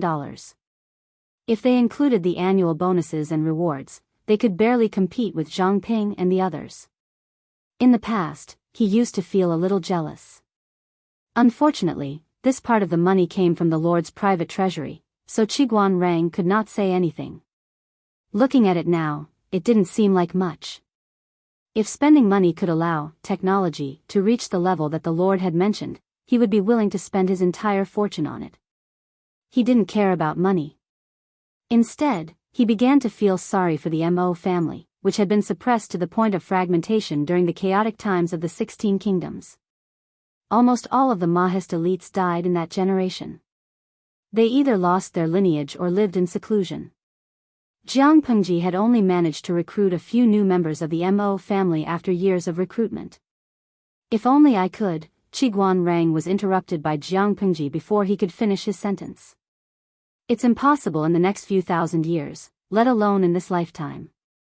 It was useless even if technology advanced, as the entire social structure could not adapt at all. Jiang Pengji told Qiguan Rang about the situation of her era in detail. One person can cultivate such a large area of farmland in Dongqing. Can the people nowadays do that? Qiguan Rang shook his head. He could not imagine how a person could achieve this. It was almost impossible. If you take too big a step, you'll easily injure yourself, Jiang Pengji said.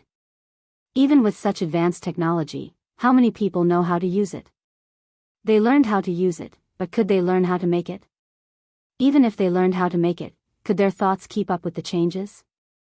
Only a long period of time could shape such a world.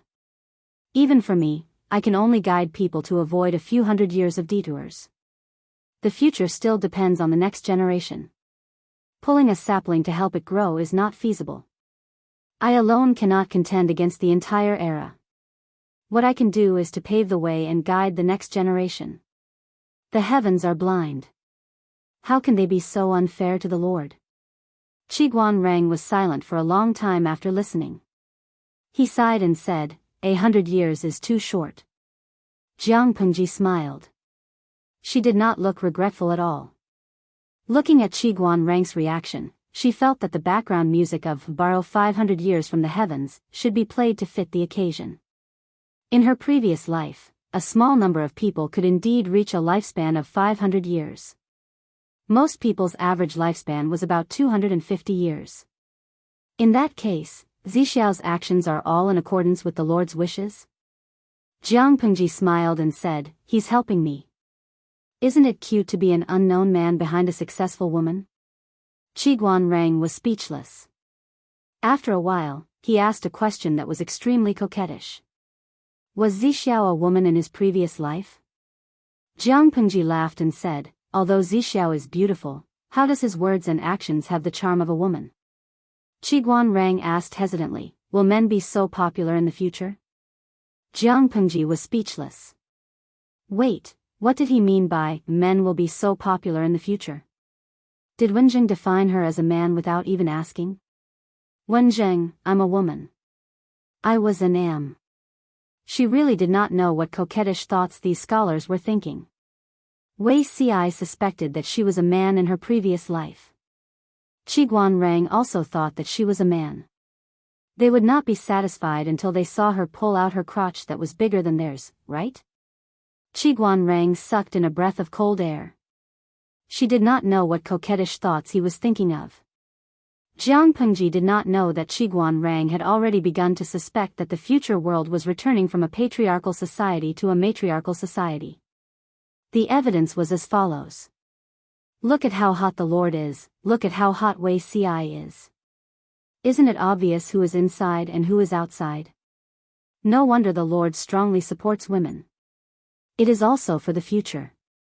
Qiguan Rang waved the fan in his hand. He needed a gust of cold wind to cool down his brain. Originally, he had plans to train his daughter, Qiguan Jinghui. Now that he thought about it, Qiguan Rang felt that he still needed a dozen more daughters. If someone else said these words, Qiguan Rang would only think that they were daydreaming. However, the person who said these words was the Lord, someone whom Qiguan Rang had never doubted. Her various actions in the past also indirectly confirmed the truth of these words. Qiguan Rang naturally believed her. He also looked forward to the world she spoke of. Although he could not see the grand future, he was willing to be a brick to build the cornerstone. It took Qiguan Rang a long time to calm his mind. He asked, which aspects does the Lord plan to start from? Jiang Pengji said, roughly 2 points. Only 2 points? Is it too little? Qiguan Rang strained his ears and listened carefully. Jiang Pengji said, one is technology, and the other is law.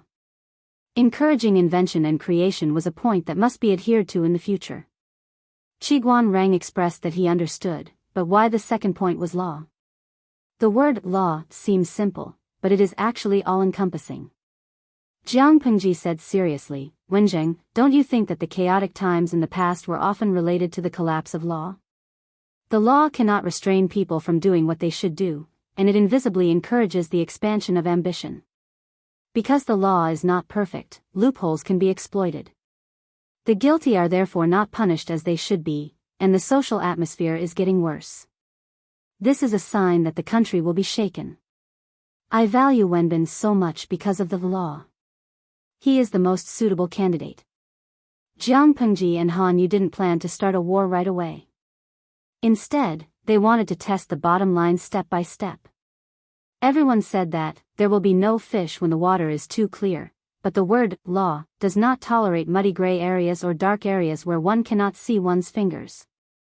Han Yu assisted Jiang Pengji in formulating the governance plan for Changya, leaving no room for corruption. His style of doing things was evident. He would rather suggest that Jiang Pengji increase everyone's salaries than to deliberately allocate more money for the various levels to take advantage of. Wenbin? Qiguan Rang's eyes darkened. Since ancient times, those who advocated for reform never ended up well, not to mention that Han Yu's revised law would likely harm the interests of many people. I will protect him, and so will you. Qiguan Rang nodded solemnly. Of course he would. If Han Yu was really shouldering such a heavy responsibility, Qiguan Rang would support him to the end, even if Han Yu was harming his own interests. P.S. Follow the WeChat official account, Limiox is 666.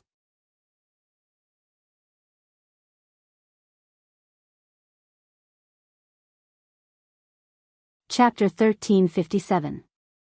No matter what kind of changes Jiang Pengji had brought to this era, such changes needed time to ferment and spread. As time went by, new ideas could slowly replace the old ones that people were used to. It would take decades or even decades for it to break out. At present, the old ways of thinking were still dominant. In people's old ways of thinking, men were in charge of external affairs, making money and socializing, while women were in charge of maintaining the family, taking care of children, and supporting parents. It seemed that the division of labor was clear, but in fact, it limited women's activities and horizons, making the idea that men were superior to women even more deeply rooted. Even the noble ladies of prominent families couldn't live without the inner chamber, their husbands, elders, and children. In addition to these projects, there was also the so-called wife diplomacy. The noble ladies had to help their husbands expand and consolidate their connections in foreign activities. Before the rise of Wanzhou, there were not many ministers under Jiang Pengji's command. Half of them were single people and the Ding clan. After the rise of Wanzhou, the Jinling court recruited a large number of middle-level talents for Jiang Pengji. Most of them were married. When their husbands were sent to fight or manage the local economy, the wives stayed in Wanzhou. As time went by, they also felt a little irritated and gradually began to interact with each other. The size of these wives' bosom circle depended on the status and relationship of their husbands in the officialdom. Their husbands had a good relationship. The wives had a good relationship. If their husbands had a high status, the wives' bosom circle would be larger. Even if they weren't on good terms before, they would still interact more. Eventually, they would become familiar with each other. Before Jiang Pengji attacked Huang Song, the wives had begun to interact with each other. When she returned from the war, all the tea parties were in full bloom. The tea parties were a battlefield for the wives to display their diplomatic skills. They all knew who to build a good relationship with and who to alienate. Han Yu's wife was the noblewoman with the highest status among them. Naturally, she had the best way of winning over the wives. Although she looked down on these poor women and despised them for being vulgar and stupid, she didn't show it on the surface. Her tea parties were also the best and most thoughtful in the circle of the noble ladies in Wanzhou. Which madam wouldn't envy her? Outsiders didn't know that the relationship between her and Han Yu was at its lowest point. Looking at her exquisite and elegant life, they naturally envied the deep love between the husband and wife.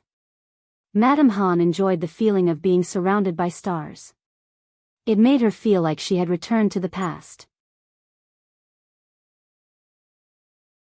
Back when she was in Jianghu County, her tea party was also unattended. Madams of low status and humble birth were not even qualified to receive an invitation from her. But now, she had to put up with a group of uncultured and uncultured women attending her tea party. Not only that, but this group of coarse women who only knew how to drink like a pig also liked to complain about their husbands at tea parties and talk about their sufferings. As Jianghu climbed higher and higher, their bitterness increased. Her husband's career was prosperous, and his status rose. Almost every household had one or two beautiful concubines. Beautiful concubines threatened their status as legal wives, and some of them were pregnant, almost standing on their heads to piss and defecate. All the madams seemed to have found a common topic and chatted endlessly. Madame Han was disgusted. Such a vulgar woman, it was no wonder that her husband disliked her because of her old age. Which man would like such a shameless woman? Last night, that little bitch kept saying that she had a stomachache. It was obvious that she was greedy and ate the wrong food, but she urged others to accuse me of wanting to hurt her child. What was the point of doing that? She was just a concubine who was not worthy to be seen in public. She really thought she was someone important. She said that she did not care, but the handkerchief in her hand was almost broken by her, and her eyes were red.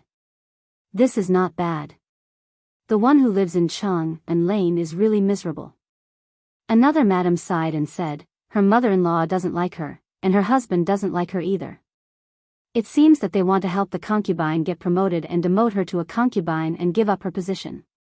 She refused, and I heard that she was slapped by her mother-in-law in front of all the servants in the mansion. Her face was swollen. Last night was too noisy, and I am afraid that it has spread. These madams lived a boring life. To relieve their loneliness, tea parties were naturally a good way to kill time. They were all regular customers of tea parties, so they were familiar with each other. They knew who the madam in Chang and Lane was as soon as they heard it. They could not help but sigh and say that she was pitiful. Madame Hanyu was even more annoyed when she heard the gossip. Didn't these stupid women know that one should not wash one's dirty linen in public? They casually talked about the scandals of the inner mansion everywhere. They deserved to be disliked by their husbands. Madame Han was about to drink a cup of tea to calm down when she heard the voice of a strange woman. The woman's voice was not as clear as an oriole's. Instead, it was a little rough and hoarse like a man. How could it be a woman? She said, such a man, it is better to abandon him. The madams who heard the voice looked in the direction of the voice and saw a woman who was dressed very plainly in the corner. Her clothes were not bright either. If she was not sitting in the middle of the table, others would think that she was a wet nurse who served people. How can you say that? The woman said, did I say something wrong? A man who has a change of heart not only spoils his concubine but also lets her do whatever she wants, filling the house with evil. What can such a man do in this life? It is better to abandon him early and find a smart man. The madams blushed when they heard that. Although they complained, they had never thought of divorcing. Besides, that was their husband. It was not the turn of a minor official's wife to criticize them. Someone said, what an impudent shrew. I just saw that this woman's right foot is sick.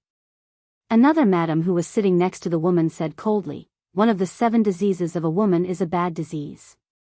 Madam, instead of talking nonsense here and disturbing the peace of other people's houses, it is better to think of a way to avoid becoming a lowly wife. This was a relatively polite way of saying it.